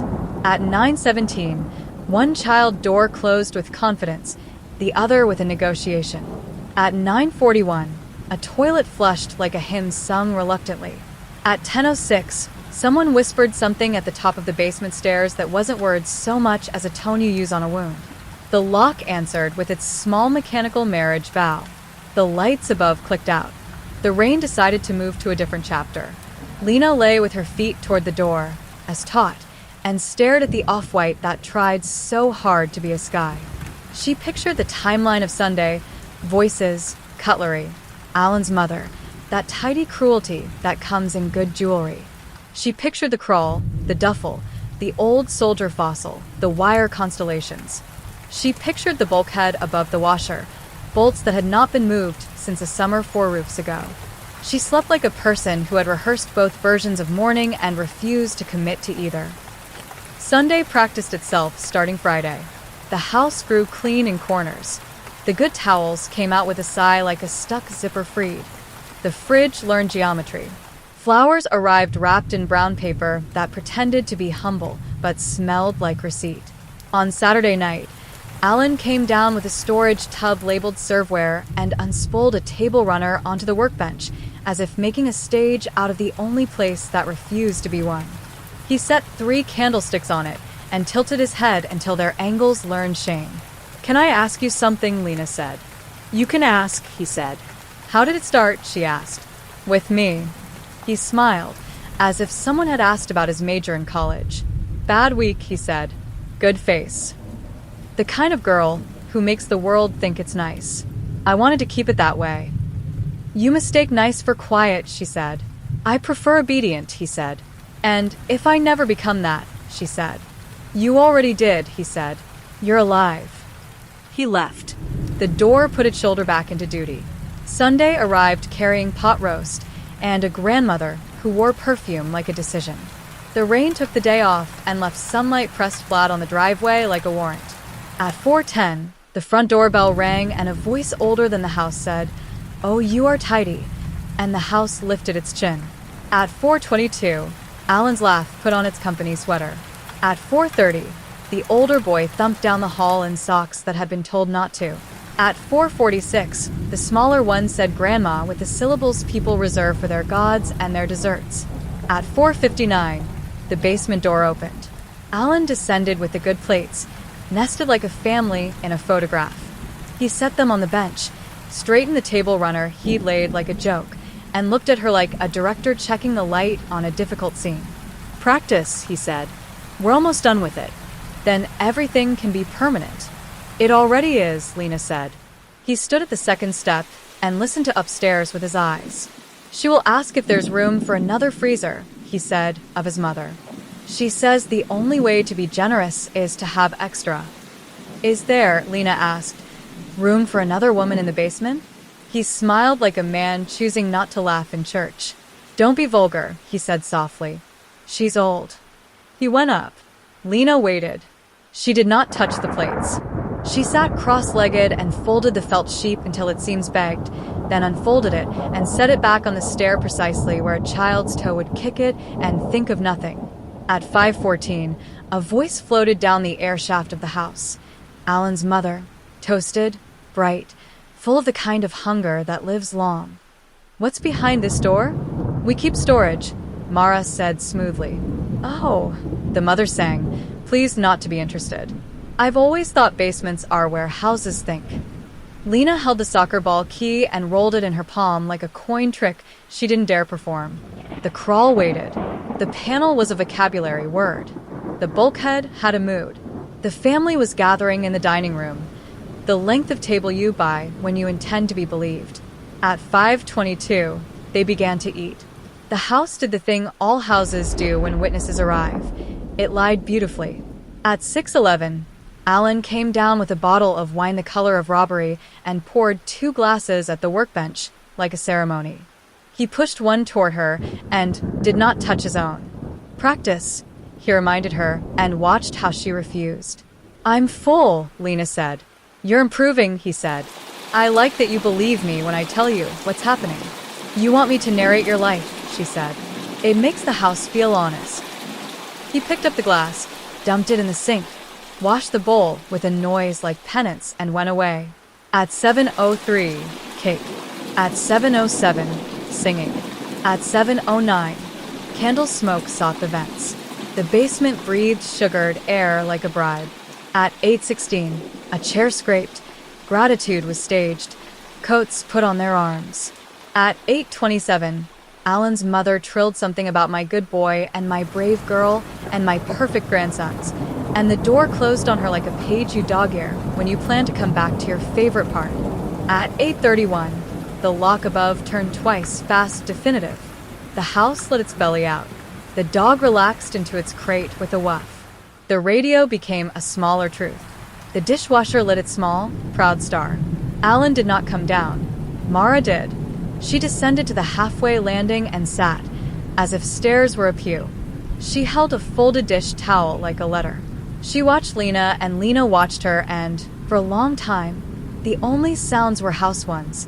A drain remembering water, a spoon settling, a boy attempting to whisper through drywall. My mother-in-law thinks we are perfect, Mara said eventually. It's a job. Jobs have salaries, Lena said. What's yours? Order, Mara said. Silence. And a man who can't stand to have the wrong things pointed at him. I can point, Lena said. I know, Mara said. You're here. She rubbed the dish towel between her fingers until the cotton pilled. You shouldn't try tonight, she said. He's listening. Isn't he always? Lena asked. Yes, Mara said, like a blessing, like a curse. She stood, walked back up, paused, and said a last line without seasonings. If you run, don't go left. The door closed. The lock clicked. The house smiled a private smile. The felt sheep watched the bottom step with an eye too black to be cute. Lena lay down with her feet toward the door and her hands clasped over her sternum like a church she didn't attend. She felt the soccer keys coin edge bite her palm and welcomed it. Night took the rooms one by one. The older boy resisted by breathing theatrically, the younger by narrating his dreams until they came true. The dog surrendered first. Water left the pipes with minimal gossip. The clock down here resumed its old, petty tyranny. At 11:48, late for them. Footsteps paused at the top of the basement stairs. Keys whispered. The lock turned once. Silence. Then a second turn that didn't open anything, just tested. Then departure. Practice door. She slept with one eye open, because that is a superstition that keeps people alive long enough to mock it. Somewhere around the hour when the house forgets whether it belongs to people or to the dark, the bulkhead muttered inside its rust. The crawl breathed cool past the edges of the panel. The felt sheep tipped over from nothing, a small plush fall. Lena sat up. The ceiling pretended not to know her. The jar lid gleamed like a mean moon at the edge of the workbench. She stood and did nothing. She stood longer and still did nothing. She taught her body the difference between now and soon, and the room listened and learned a bad new trick: patience. Chapter 5, Left or Right. Sunday's leftovers made a smell like polite history. The house wore it the way some people wear cashmere over a bruise. Morning assembled itself from sounds: small boy refusing socks, older boy negotiating fruit, Mara's laugh with a crack in it, Alan's voice shaping air like a straight edge. Lena lay on the cot and pressed the soccer ball key into the tender space between two bones in her hand until pain drafted into clarity. The felt sheep sat where a child's foot had left it, one square eye on the stairs. The crawl panel breathed a cool apology around its edges. At 7:31, Alan came down with the mason jar again. Coffee this time. He held it like a cordial. He said it like a commandment. He wore running clothes and a cadence that said, "I have already been good today." He had a smear of frosting on his index finger, forgotten. "House meeting," he said. Downstage. "Don't," she said. "I'm not a theater." He took her correction with the graciousness of a man who admires his students. "House meeting," he repeated. "We had company. We performed. We returned to rules." He walked to the bulkhead, touched each bolt with 2 fingers like blessing. "No one opens this but me," he said. "We are not discussing one day. We are not theatrical." "I don't do speeches," she said. "I do doors." "You do practice," he said, and flicked his gaze to the workbench, where yesterday's cupcake sat, a perfect pink dome. "We test impulse. We shape reflex." He carried the cupcake to the foot of the stairs and placed it on the second step, neither offering nor denial. He went to the utility sink and ran the water to a hush. "Upstairs," he said over the water, "there's a conversation we keep not having about cost. Down here, we do not price things. We obey." "You talk about cost while your wife does dishes," Lena said. He turned the faucet off with a twist that made the pipe complain. "She likes clean," he said. "I like order. The children like rules. We are perfect." He climbed 2 steps up, paused, then said without turning, "Mara told you something. Don't go left." "She did," Lena said. "What's left?" He waited a beat longer than it takes to find a joke. Dog door, he said. Neighbors. Men with opinions. A fence you will not see until it touches your throat. He went up. The lock found itself. Left or right. Information always has an arrow in it whether it admits it or not. When the family left at 8:22, the house dropped its jaw and breathed the way structures do when they can finally stop pretending. Lena stood up, moved to the workbench, and looked at the cupcake like it was a small, polite bomb. She did not touch it. She rolled the felt block to where a child would look for it and feel briefly like the world had returned something it stole. She slid the Zmaz light spin aside, lifted the panel, and reached into the crawl until dust blessed her knuckles. She didn't take the duffel. She used the flashlight to teach herself the small continent beyond the bulkhead, studs like ribs, an elbow of drain pipe, a strip of black weather stripping with a temper. She found the bolts on the underside of the storm doors, square shoulders, 2 on each leaf, and the washers, and the rust edging them like old lipstick. She counted. 1, 2, 3, 4. She measured the reach. She tested the roll of quarters as socket wrench, cheap, dumb, round, stubborn. Not today. She backed out of the crawl and set the panel in place, then pulled the bin until it kissed shut. She washed her hands in a utility sink and watched the dirt go black in the water, and then give up. She dried her fingers on the towel Mara had straightened twice since Thursday. She put the towel back crooked. Practice door, practice wrongness, practice touch. At noon the rain returned, bored, and tried on new rhythms. At 12:10, the neighbor's leaf blower performed a monologue. At 12:14, it gave up, shamed by the elements. The dog upstairs argued with thunder in a language of earnest, losing syllables. At 1:03, the basement door opened without preliminary, and the older boy descended with 2 paper cups. He wore a hoodie with Ridge Raiders across the chest and a face that was almost a man's math. He set 1 cup on the 4th step, 1 on the 3rd. "We had extra lemonade," he announced. "And Dad says I can practice going up and down stairs without looking at my feet." "That's a useful skill," Lena said. "It's for when Mr. Klein does the stair thing at school," he said. "Fire drill. Does your class line up quiet?" she asked. "We get AB," he said, proud of the letter and the honesty. He looked around the basement as if it were an exhibit curated to teach him how not to be this. His gaze landed on the crooked towel. He straightened it without thinking. "Spell neighbor again," she said. He rolled his eyes and spelled it perfectly. She smiled. "Spell complicit." He sounded it out. "COMPLISSIT." "Close," she said. 1 C, 1 S. It likes symmetry. "What's it mean?" he asked, serious now. "It means you know, and you help by not stopping," she said. He made his face into the version adults call listening even when it is not. "Dad says there are grown-up words you use when you want to control other grown-ups. And there are kids' words," she said, "you use when you want to get out of trouble."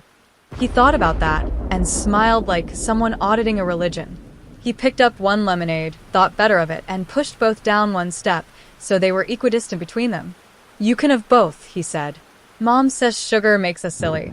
"Your mother likes you neat," Lena said. "Mom likes us alive," he said, and the word made the room cooler for a second. He went up 2 steps and then, without turning, asked, "If you go, will you tell me?" "Why?"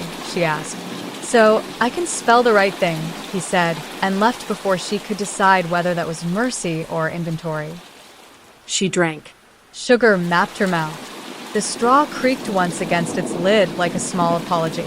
At 3:12, Alan came down with a coil of rope and a new padlock and the mood of a man buying socks. He set both on the bench, stood with his hands on his hips, and surveyed. He looked like a foreman. He looked like a husband. He looked like a son. "Reset," he said.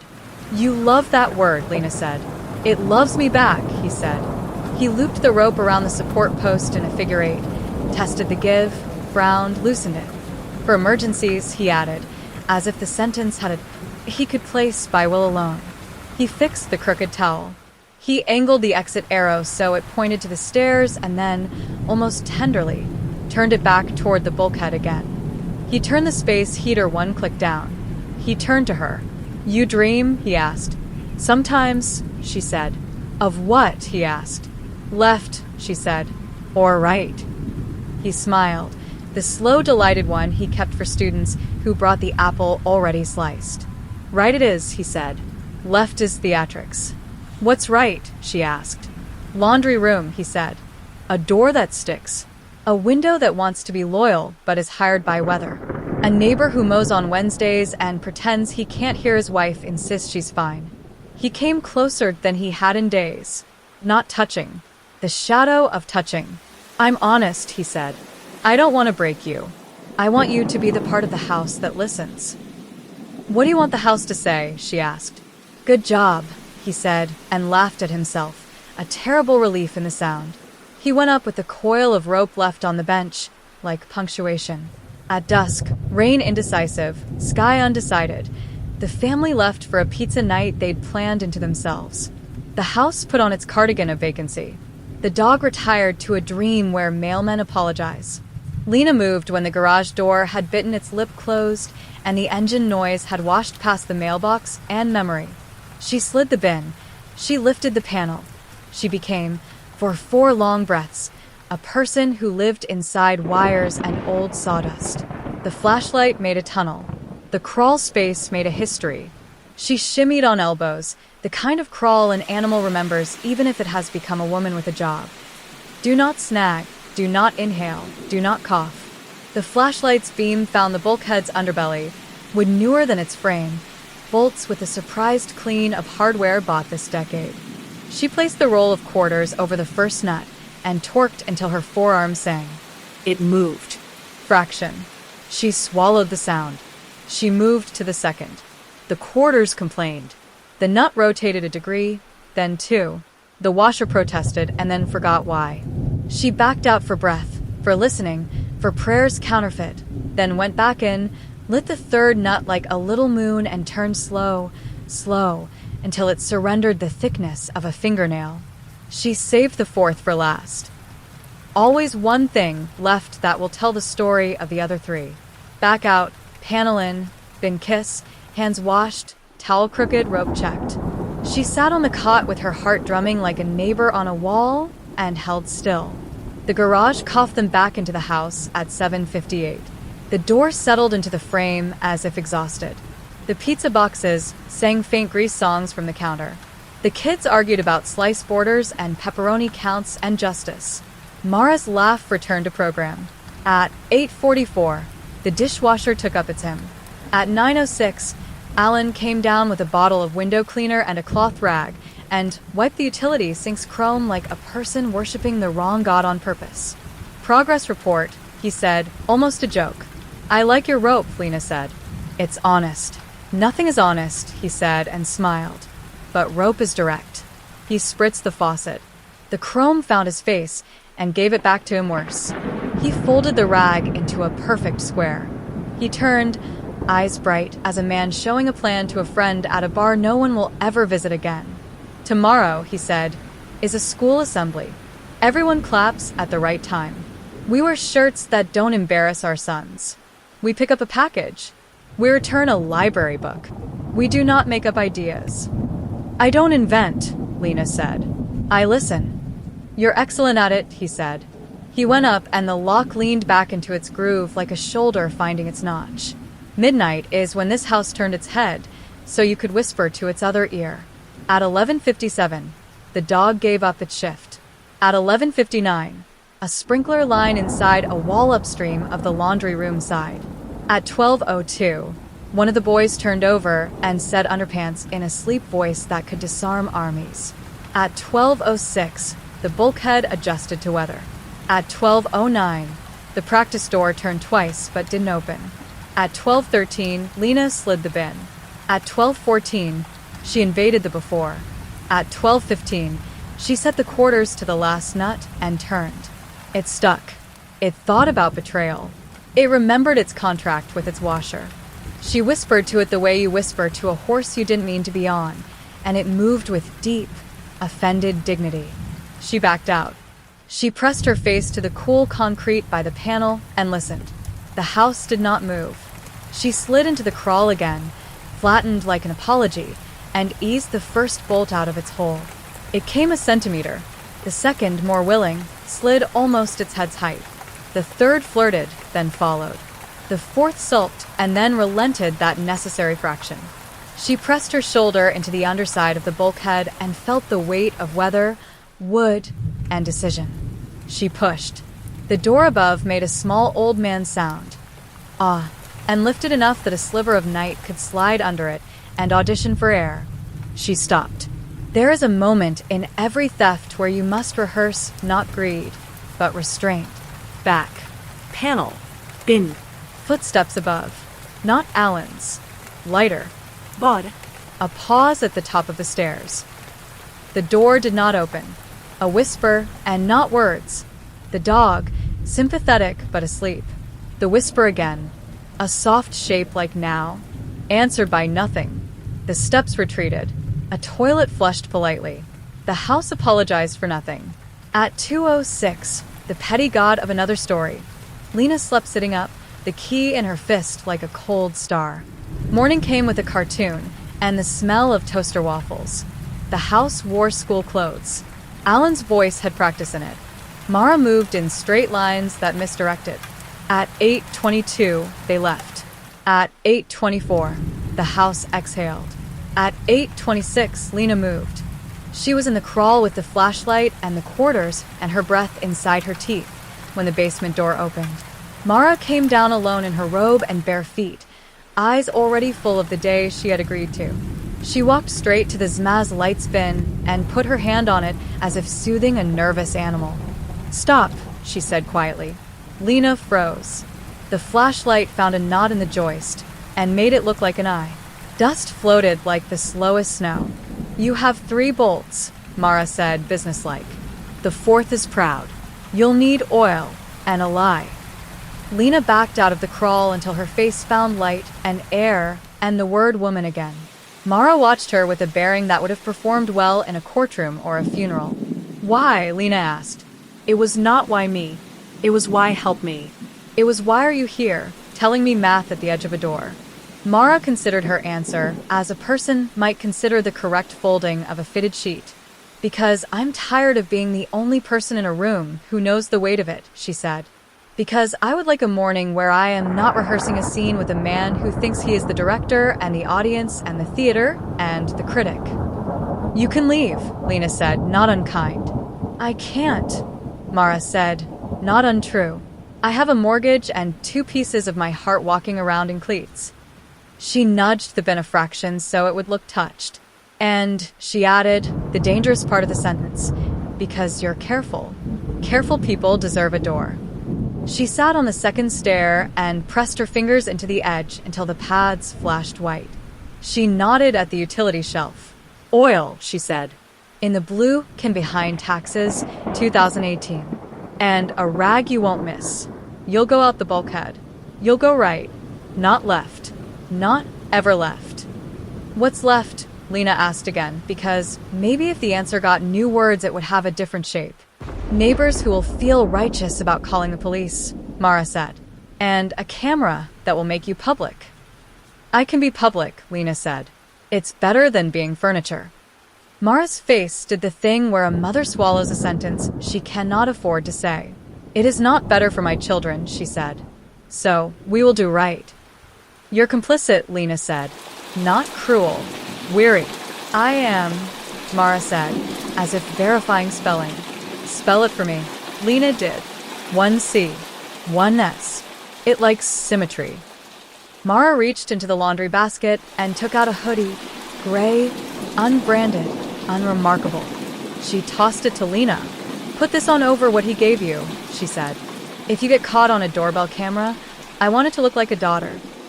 "Where is he?" Lena asked. "Jim," Mara said. "He is practicing being a good man, where people can see him." "You'll let me," Lena said. "You'll." Mara stood. "I will do nothing," she said. "I will go upstairs. I will put dishes in a washer. I will tell a dog to hush.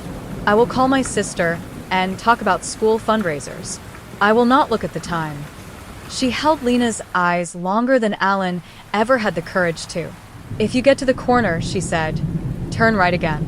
There is a maple that lost a limb in the last storm.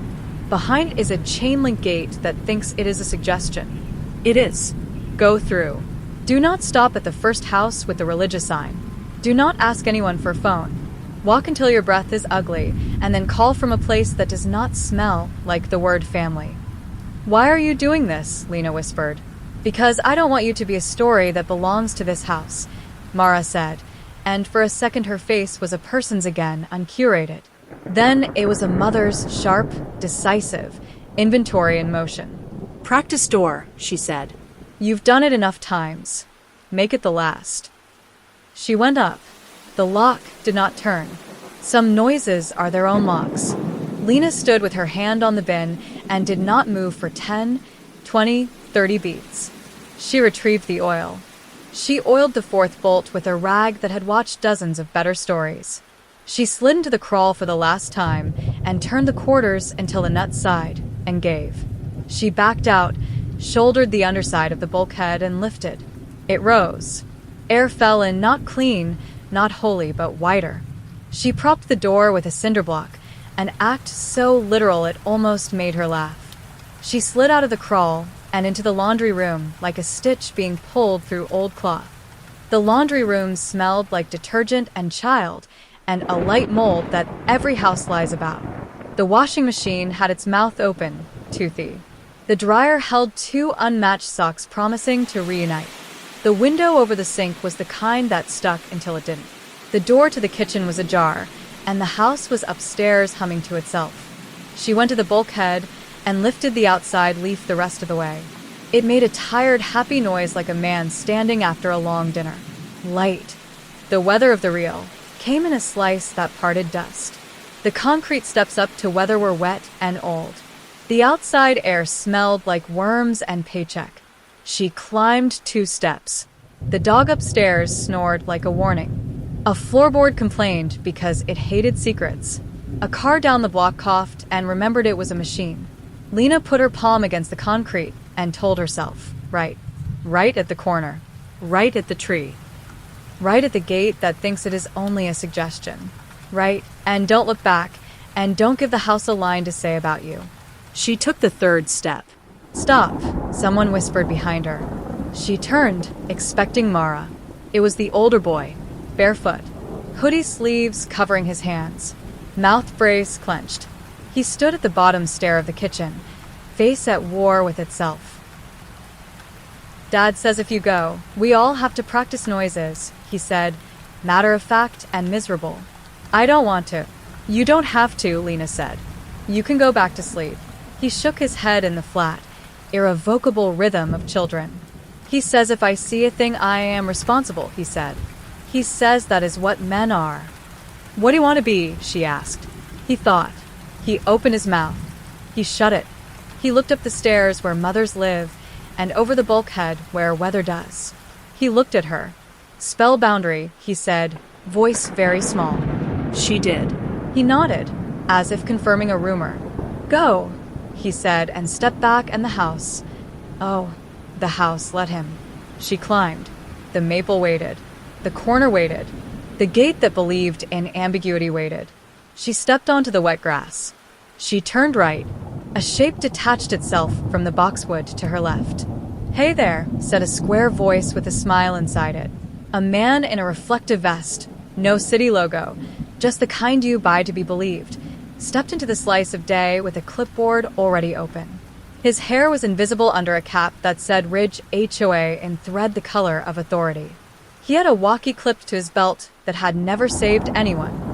He was 40 and the kind of neighbor who waves with his entire hand. Bit early to be out, he said, like a joke, like a scripture. He didn't look at the bulkhead. He didn't need to. He looked at her socks, at the borrowed hoodie, at the way her breath made her taller and then shorter. He looked at her hands to see if they were empty. Which way you headed? He asked, genial as a good dog.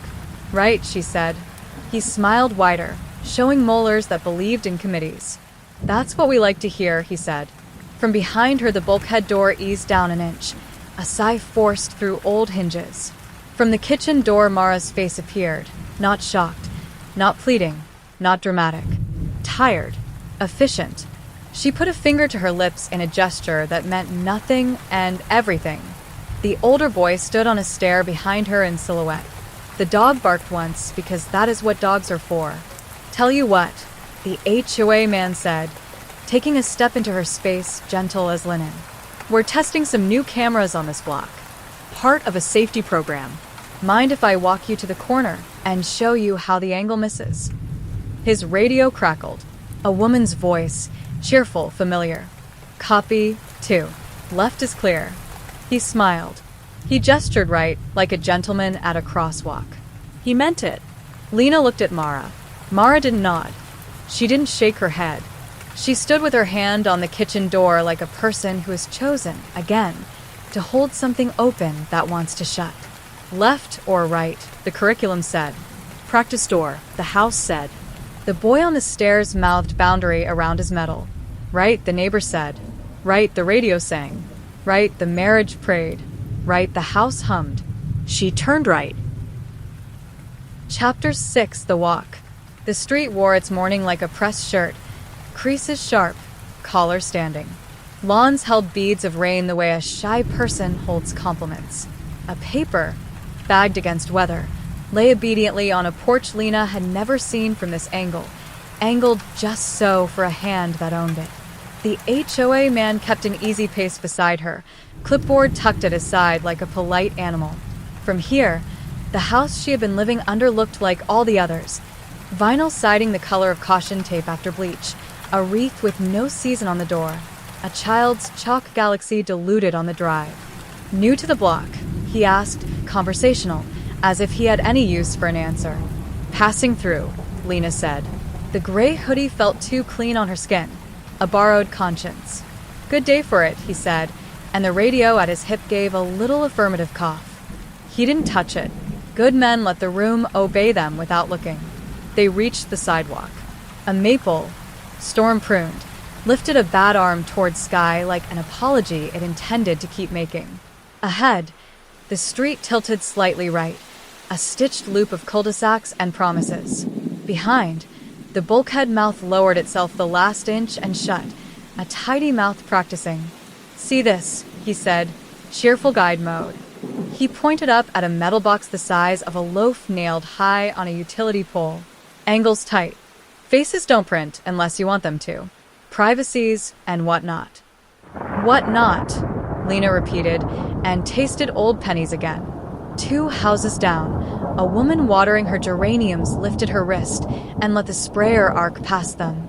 Water ticked the sidewalk like small advice. Morning, she sang, her mouth smooth as porch paint. Morning, the HOA man echoed, friendly. He did not introduce Lena. He didn't have to. The street had a shared stomach. At the corner, the right turn Mara had given a name by saying it twice. The HOA man slowed and gestured like a crossing guard who had passed his exam with extra credit. Here's the blind zone, he said, good-humored. We're proud of this corner. Cars stop out of habit. Lena looked. Between the generous crown of the maple and a dip in the cable line, the camera eye on the next pole watched a strip of air that wasn't where a person would walk if they were desperate and tired and small. There was a gap. 1 meter? Less. Enough to make a person feel considerate about their own escape. She adjusted her path instinctively to the blind. He drifted with her. He didn't look down. He looked at a robin pecking a lawn into information. I'm Mike, by the way, he offered lazily as they made the turn. We like names around here. Grease the gears. I'm passing through, Lena said again. Suit yourself, he said. I'll learn later. A car turned in ahead of them, gray, not even mean about it. A woman in a sports bra and grief ran with a stroller and didn't look left or right. The street bent again. Right. You could disappear this way if someone wanted you to disappear, and if you were someone who obligated strangers to mind their own business. Lena checked the map Mara had put in her mouth. Corner. Maple. Gotte. The gate would be behind a chain link, but not a real one. A suggestion. The radio at Mike's hip said, 2. This is 1. Package at the stoop. He laughed small. Copy. What's the package? Lena asked, as if she were a person admitting curiosity. He shrugged like a Vegas dealer sweeping a table. Sometimes it's a box, he said. Sometimes it's a day. They passed a mailbox whose flag was permanently varnished in the up position. Someone proud to be expecting. It had a vinyl decal of a cat that had never scratched anyone. Halfway down the block, a little green kiosk squatted at the curb like municipal furniture, safety station, white letters, the O replaced with a symbol for a heart monitor. Inside, behind Lexan, an AED, a basic first aid kit, a community phone under a plexi hood. Beside it, a corkboard with cheery pushpins, lost dogs, babysitters, a flyer with the PDA logo Mara wore in thread when she wanted to perform being neighborhood. Neat, huh? Mike asked, as if unveiling a statue. After the thing last year. What thing? Lena asked too quickly. He smiled indulgently at the way strangers always ask badly. Storm, he said. Couple some pumps failed. We found out who keeps their receipts. We're resilient. He reached into the kiosk and tapped the phone cradle under the clear hood. A light woke green. Public line, he said. We like the idea that anybody can call for help. Anyone? Lena asked. The plexi hood made a sound like a throat when he let it drop. Anyone, he said agreeably, and kept walking. The gate sat where Mara had promised it would, at the side of a yard where the property line moved from tidy to lazily maintained to city responsibility in the space of 10 feet. A chain looped through it, snapped closed with a padlock, so cheap it had resigned itself. Through there's the service path, Mike said, friendly docent. Storm drains, rear access, the kind of ugly spine a neighborhood needs. She put her hand on the chain. It was cold and honest the way rope had been direct. She looked at him. He wasn't watching her hand. He was watching the robin again, this time for real. He took a breath. Want me to give you a second? He asked. She swallowed. The soccer key in her pocket pressed against her thigh, like a statement. The roll of quarters weighed her down by a pound you could measure. She could say no and run, or say yes and try the lock, or say nothing and climb, or... Behind them, from the direction of the house that had trained her to hear voices through wood, a car door shut and a child's voice, small one, said, "Mom, can we go to the big swings?" Followed by Mara's voice, level and reasonable. In 20. Everything in the world begged a different person to make the decision. Lena slid the soccer key against the lock. It didn't fit. The brand was the kind you buy in a bin when you're buying 10. She took a breath and tasted the ghost of sugar. Right. Again. Mara had said right. The service path cut right, skirting the backs of the properties like a seam. Good girl, Mike said softly. She looked at him, and he blinked, surprised at the sentence he'd let past his teeth.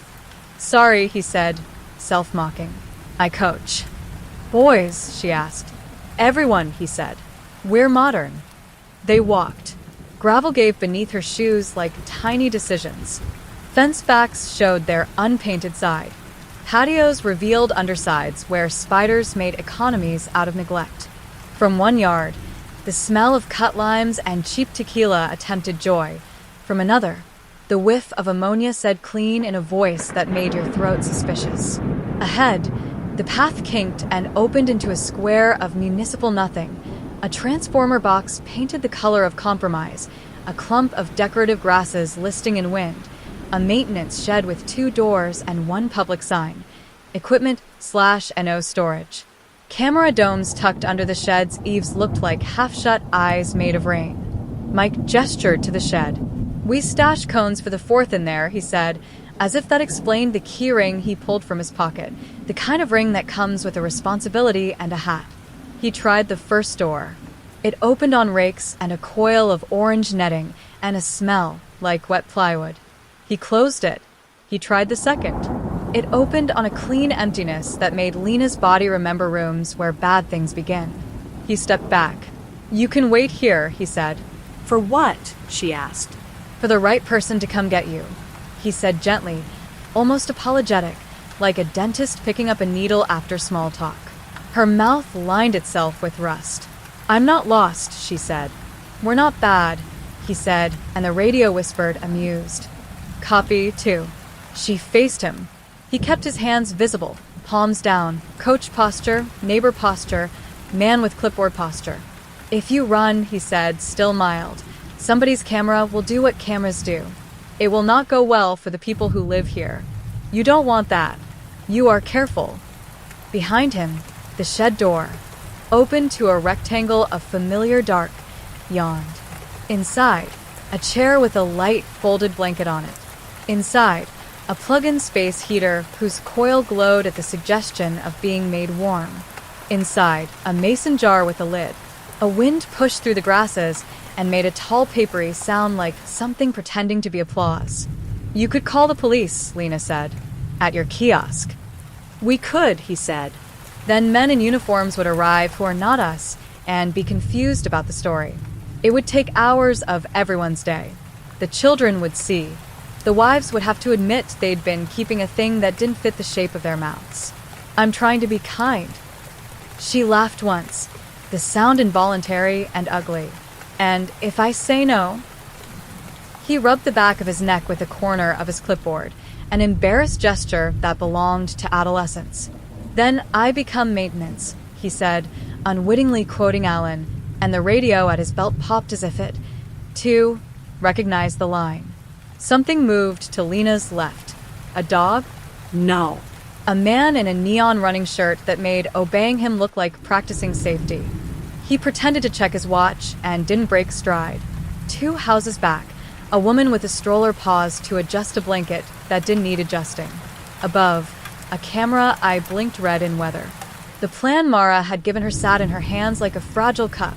Right, gate, right, and threatened to spill. Mike, she said, do you know what complicit means? He grimaced, a quick, genuine flicker of humanity. Yeah, he said.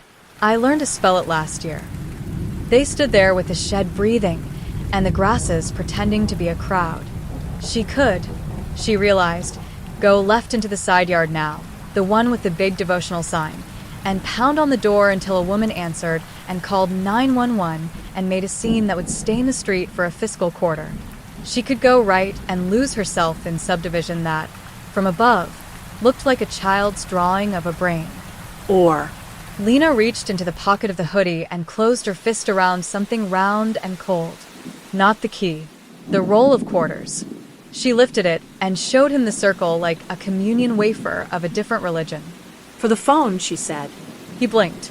The line between his eyebrows softened. Sure, he said, as if she had chosen a concession. Sure, we can call. They walked back to the safety station. It sat where they'd left it.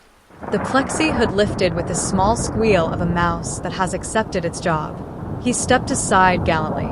She lifted the handset. A dial tone, patient as an old woman, hummed. She dialed nothing.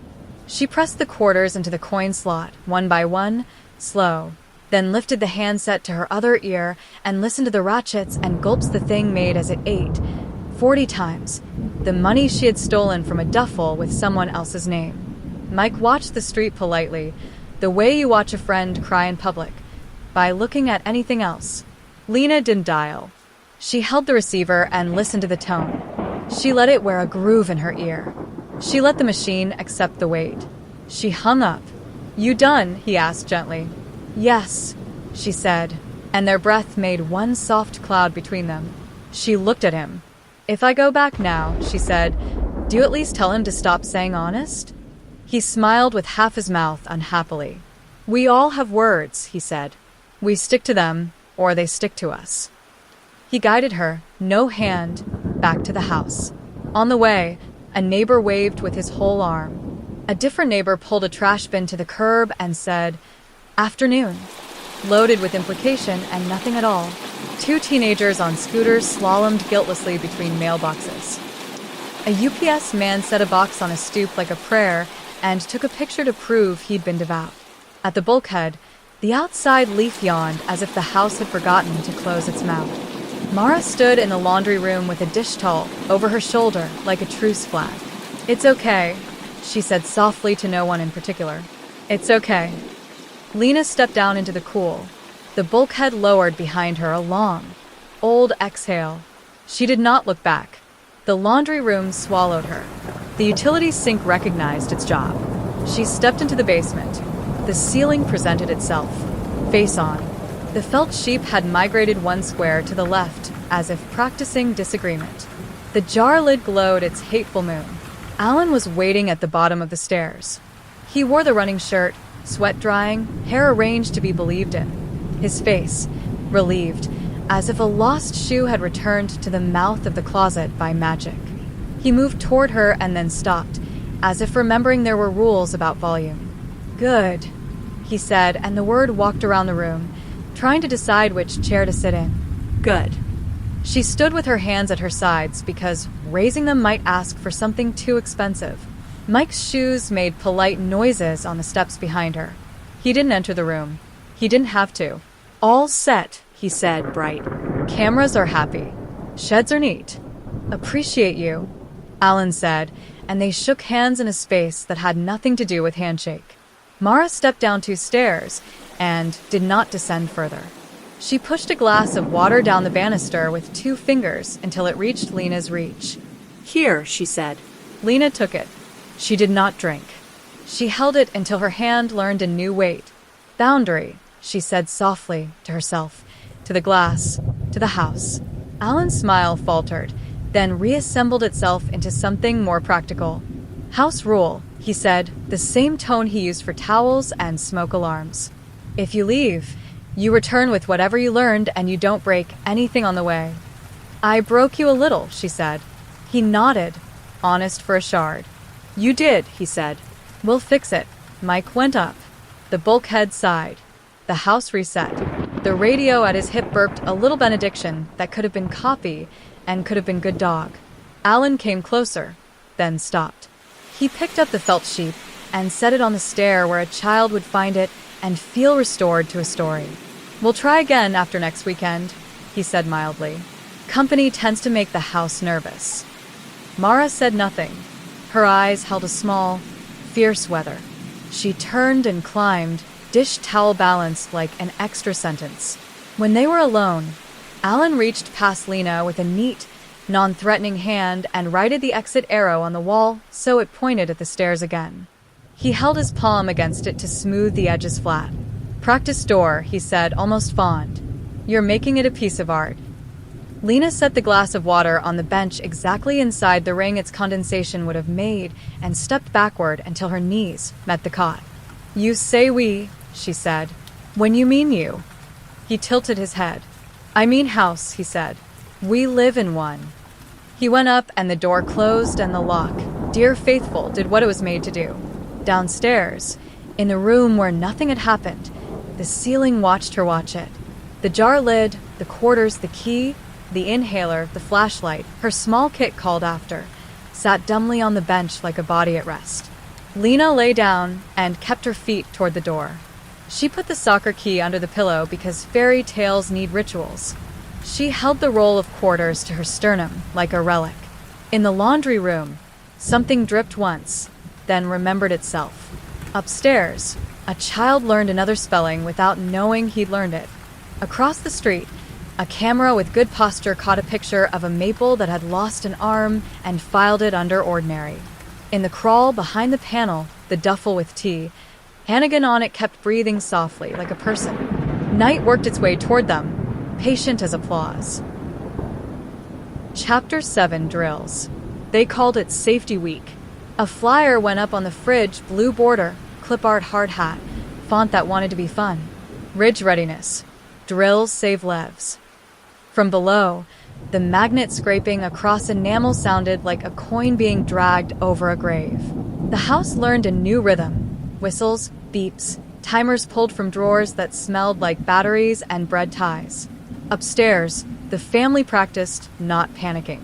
Downstairs, Lena practiced not being a story the house could tell without her. At 6:58, the first drill began. Fire. Alan's phone chirped. A kitchen timer trilled. Mara called, shoes, like a spell that finds feet. The boys thundered down the hall, and then up, the wrong way, laughing, correcting themselves, coming back, learning the difference between right and fast. The dog barked like punctuation. Alan opened the basement door and stood at the top with a clipboard. We're good, he announced. Basement is clear. He looked at her while he said it, words aimed like a flashlight beam that doesn't touch the floor. Lena watched the ceiling pretend not to wince. At 9:10, earthquake arrived despite geology. The house hunkered. Under tables, under thoughts. The older boy shouted, duck and cover, with delight, and wedged himself under a coffee table he had no business trusting. He knocked his brace on the wood and swore, apologizing to no one. Mara counted aloud to 20, steady as a metronome. At 11:30, shelter in place. Doors closed, blinds lowered. A kindness became a rule. Mike's radio crackled out on the street like bees in a can. The neighborhood breathed in as one and tried not to exhale too loudly. Beginning at noon, the basement learned its own drill. Alan came down with a folded dining chair, a nylon strap, a roll of blue tape. House rule, he said, as if unveiling an old painting. If we practice, the real thing hurts less. He set the chair in the middle of the concrete and opened it with a gesture that made metal speak. He threaded the nylon strap through the crossbar once, twice, and then laid it across the seat as if it were a napkin at a good restaurant. No, Lena said. Yes, he said, almost kind. Just for counting. Mara appeared at the top step and did not descend. She watched with the stillness of a woman holding a glass bowl and not putting it down because someone has to keep the room honest. 2 minutes, she said. Timer. No more. Alan nodded. He held up his phone. 2 minutes, he agreed, and showed the screen to Lena like a dealer turning a card. She sat. She put her wrists on her knees, so she'd have to make a decision to move them. He looped the strap, not tight, not yet, and the synthetic rasp of it against itself made her mouth go filled with pennies again. He taped the end in a neat tab, so he could pull it later and brag about efficiency. We count, he said. His thumb hovered over the timer. You tell me if I'm hurting you. You are a definition, she said. Press start. He did. The strap embraced without intimacy. Her skin woke to it instantly. He watched her the way an instructor watches the form on a squat. Alignment, breath, mistake. The timer rolled its digital numbers like an ambulance that had learned to be patient. Good, he said at 30 seconds. Don't, she said. Honest, he said, gentle. At a minute, the older boy's voice came through the door like a spell.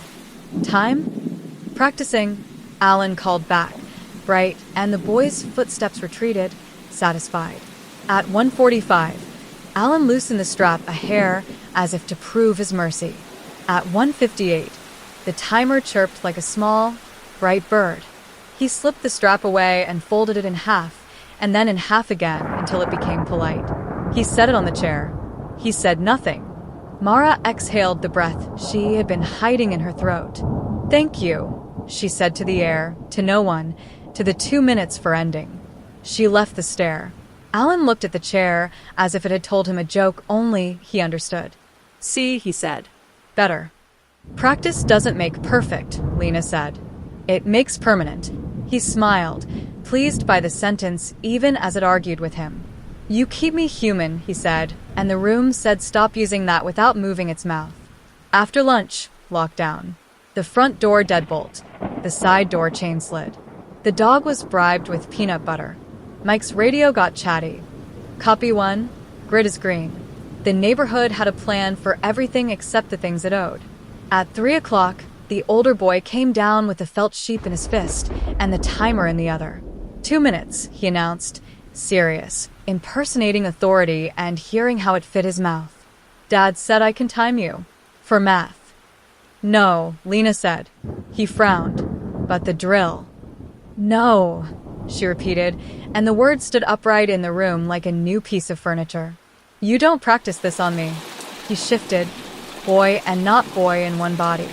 Dad says men learn by doing. Men can practice on chairs, she said. You can practice on your own hands. You can learn how to stop. He looked down at his timer. He looked at the strap, folded like a napkin. He looked up at her, and a small tremor of actual child ran under his skin like weather crossing a pond. Spell boundary, she said softly. He did. He got it right. Good, she said.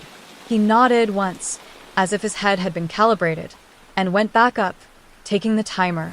He left the sheep. It sat on the third step, blinking its stitched eye into a room that had learned a new shape of quiet. At 5:30, evacuation, a joke of a drill in a cul-de-sac.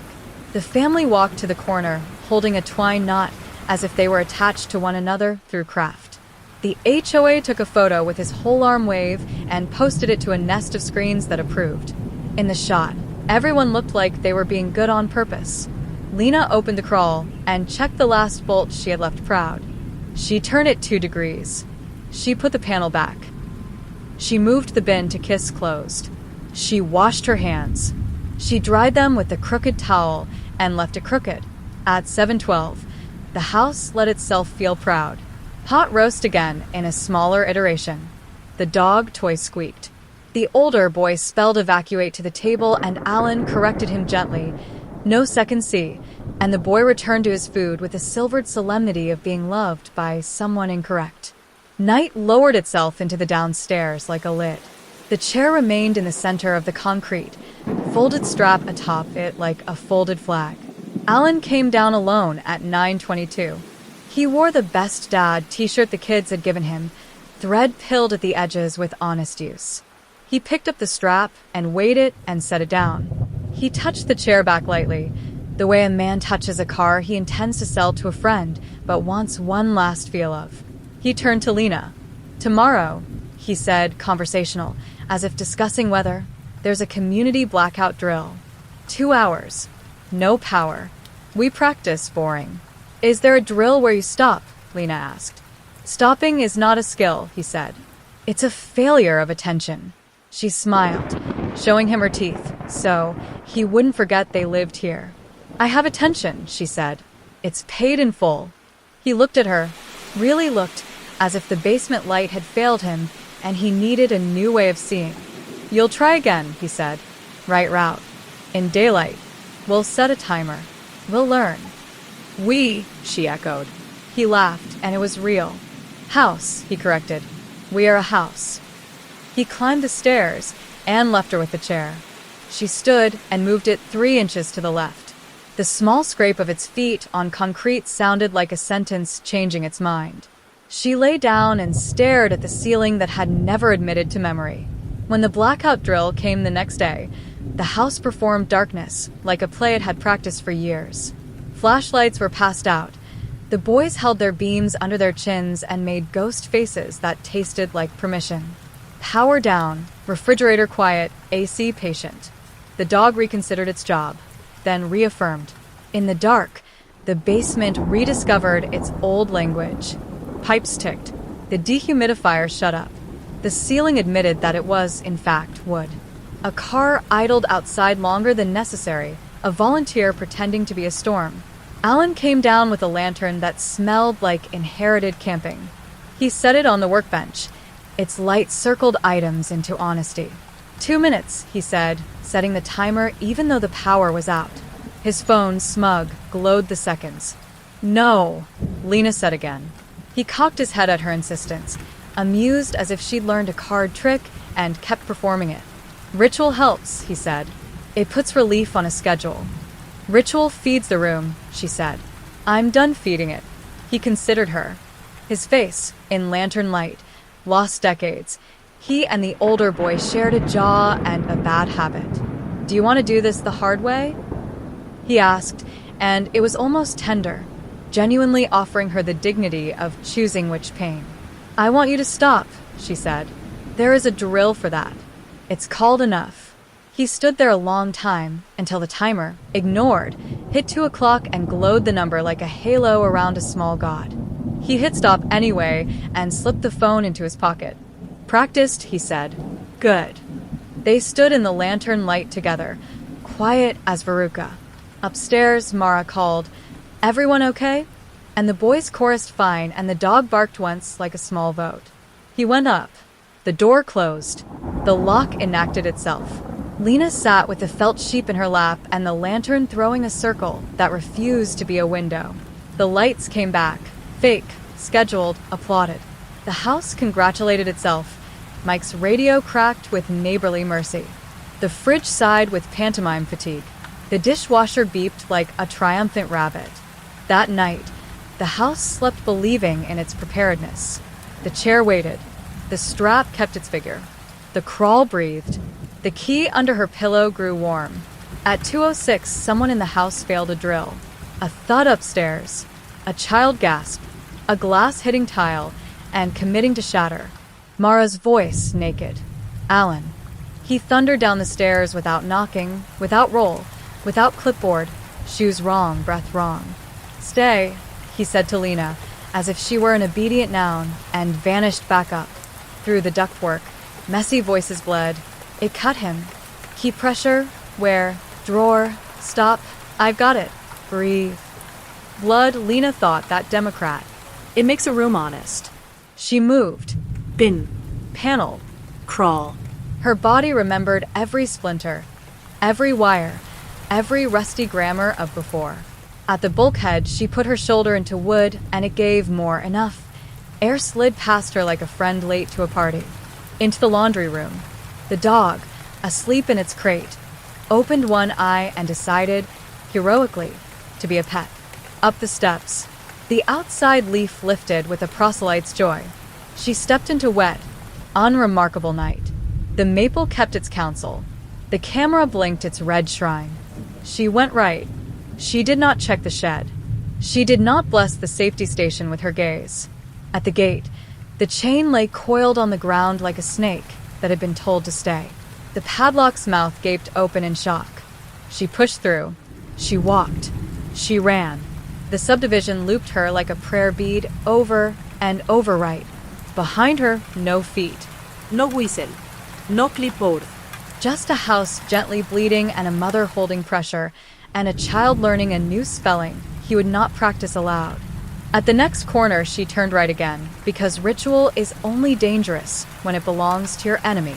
At the next right, then left, not because Mara had warned against it, but because the road did, and her legs wanted variety, and the sky agreed. A dog barked in a yard, and a porch light squared itself on. A woman in a robe peered out and decided what kind of story she was looking at. A car idled at a stop sign too long.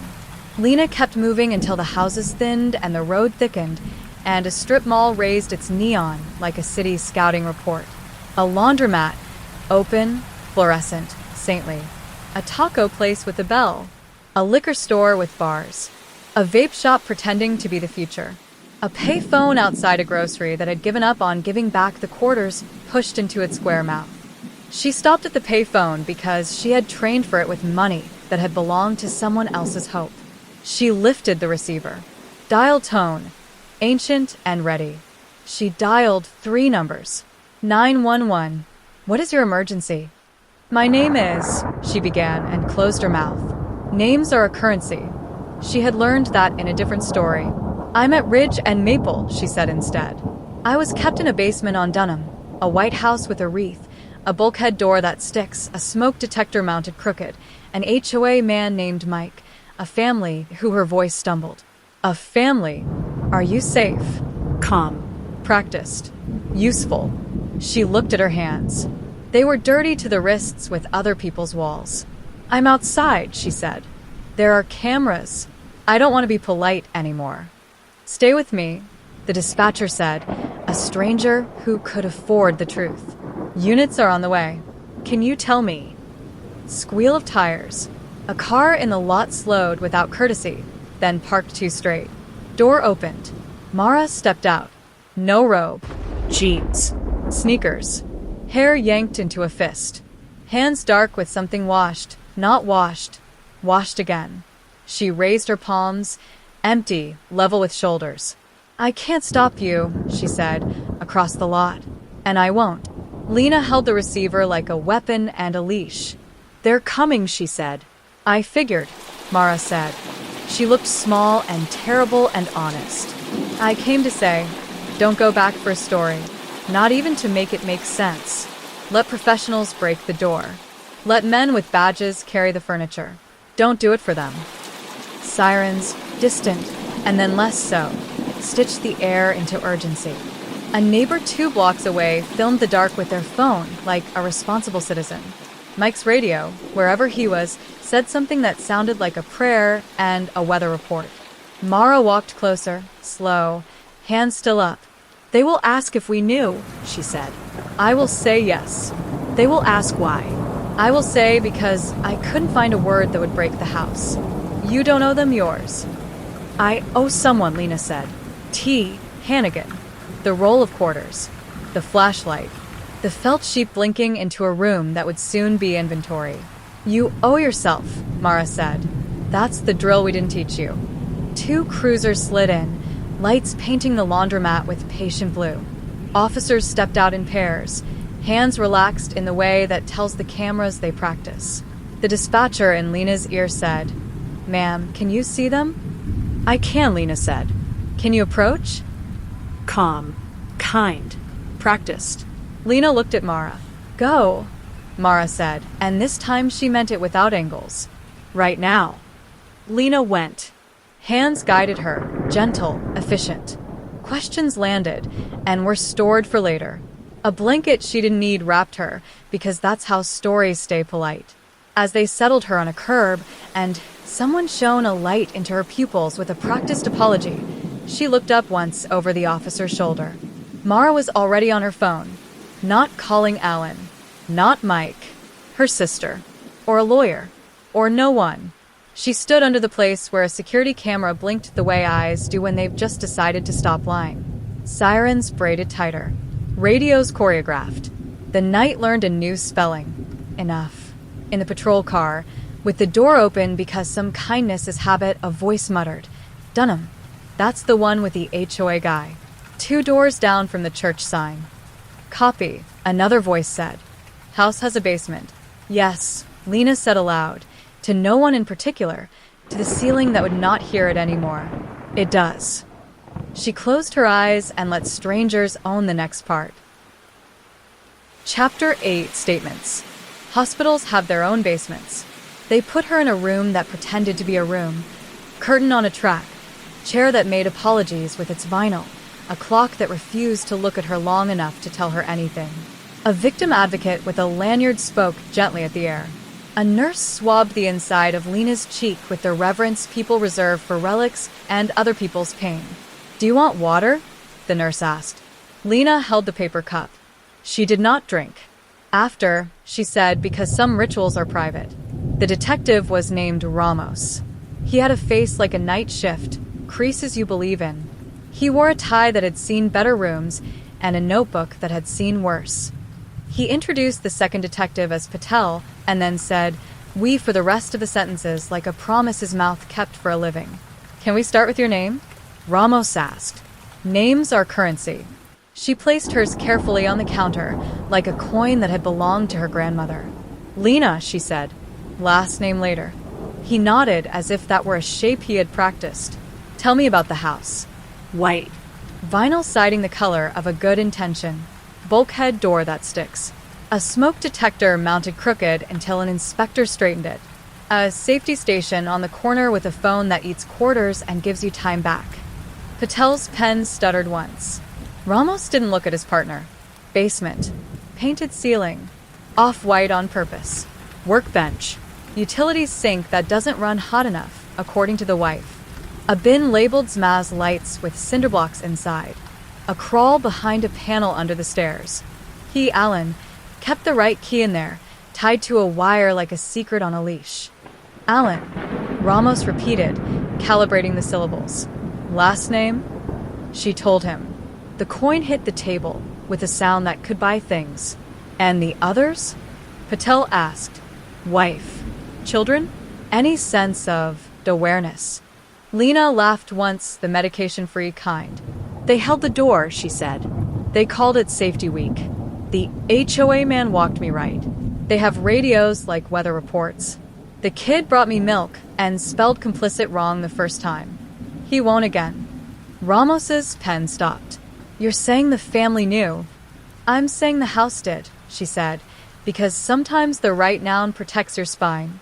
Then, gentler, "Yes." He didn't argue.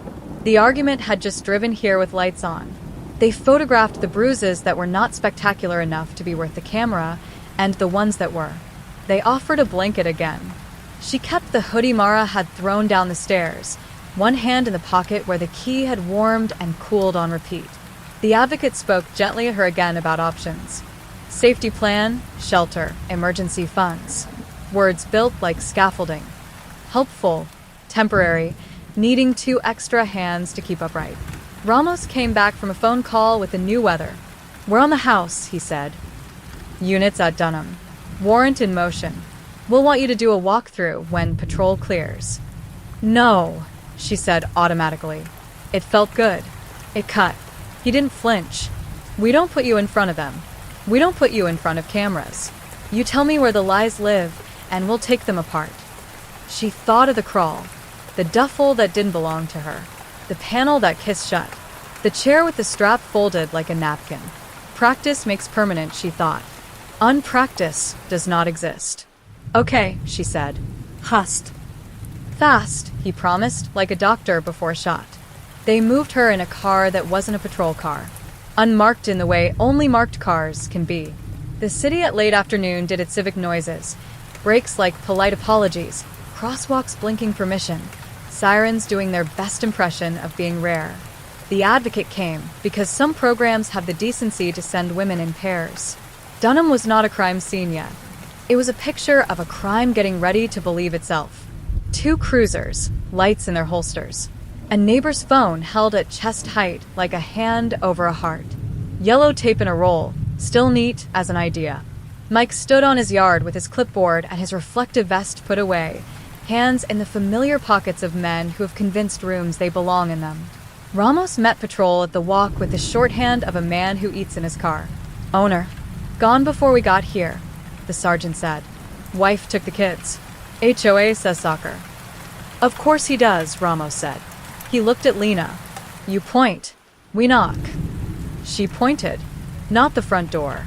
The bulkhead. They took the long way, past the window where a paper snowflake had stuck around spring, past the geraniums that had learned to be good all year, through grass that had the decency to be damp. The bulkhead sat with its bolts trying to remember which way closed was. Bolt heads are hand loose, patrol observed. That's not standard. "Alan likes practice," Lena said. They pried. The door lifted, sighed, learned a new word, warrant. The laundry room blinked its fluorescent awake. 2 fast, 1 slow, like a sign that had been waiting to tell on someone for months. The dog, in its crate, looked up, wagged once, and went back to believing in furniture. "Basement first," Ramos said. "She'll walk us." Down the stairs, past the utility sink that wasn't hot enough, into the room that had never admitted to history. The ceiling, in the presence of a badge, continued to lie beautifully. Lena pointed. Workbench, chair in the center of the concrete, strap folded like manners. Zmaz lights been kissing the wall. Panel, crawl. Patrol popped the panel. The crawl looked back, offended. Ramos aimed his flashlight and found the house as before. Wires, dust, the blue soldier, the eraser that had survived someone's childhood. He saw the duffel's edge and the string tied to a staple like a thought. "What's that?" he asked. "Not mine," Lena said, "but ours." Gloved hands, careful as midwives, pulled the duffel free. The name tape, T. Hannigan. The roll of quarters gone. The inhaler gone. The letters still inside. The flashlight still blind. Evidence bag, zip. Labeling that made after official. "Check the bin," Ramos said. Patrol lifted the lid. Cinder blocks. Under them, another panel. He looked at her, eyebrows up. "I didn't get that far," she said. They opened it. The cavity behind didn't hold a person. It held their faith in themselves. A spool of nylon straps. 2 more cheap padlocks with their keys taped to the underside of a stair. A plastic bin of dish towels folded to within an inch of their cotton. A mason jar with a lid, empty, clean, a circle that had learned to be a mouth. Photograph. Ramos said the word of prayer. They kept going. Utility shelf. Blue oil can behind taxes, 2018. Smoke detector now straight. Exit arrow pointing at the stairs like an apology. In the corner by the furnace, a coil of rope that was definitely not for camping. "House rules," Patel muttered and took another photo. Ramos took a breath and let it go. "We're going to find him," he said. "You're going to find all of them," Lena said. A statement, not a hope. He nodded, slow. "We'll try." The house made a sound then, small and unremarkable. A footstep upstairs, careful. Patrol looked to Ramos. Ramos held up a palm. Patrol moved the way good men move when they have practiced not being noticed. "Clear?" the sergeant called. Not loud, but not whispered. "Basement clear." Ramos returned, and the word felt wrong in his mouth. Clear as in no humans. Clear as in what is still hidden will keep for 3 minutes. Clear as in do not startle the room, or it will swallow its tongue. They went up. The kitchen had put on its respectable apron. Counters wiped. Knife block full. A birthday card still standing from last week, to a son who makes us proud. A quarter on the counter, just one, heads up like a promise. The fridge flyer, Ridge Readiness. A magnet shaped like a tooth, a dentist's gift, holding a school photo. Older boy smiling with teeth on parole. Bedrooms. Patrol called, quick birds to flight, and doors open to beds made, Lego landmines. A poster that said work hard, dream big in a font that had never met a hard thing. Back. Patel said, chin toward the sliding door. Ramos slid it open and stepped onto the deck. The yard looked like catalog pages. The fence line looked like a sentence ending politely. Mara stood at the gate. She had the leash in one hand and the boys at her hip, and a face that had donated everything it could to the day. Her eyes took in the deck, the badge, the open bulkhead mouth, and did nothing dramatic. She raised her empty hand. "Officer," she said. Ramos's jaw worked once. "Mom." "We came back for the dog," she said. "He hates sirens." The older boy peered around her, caught sight of Lena across the kitchen, and didn't startle.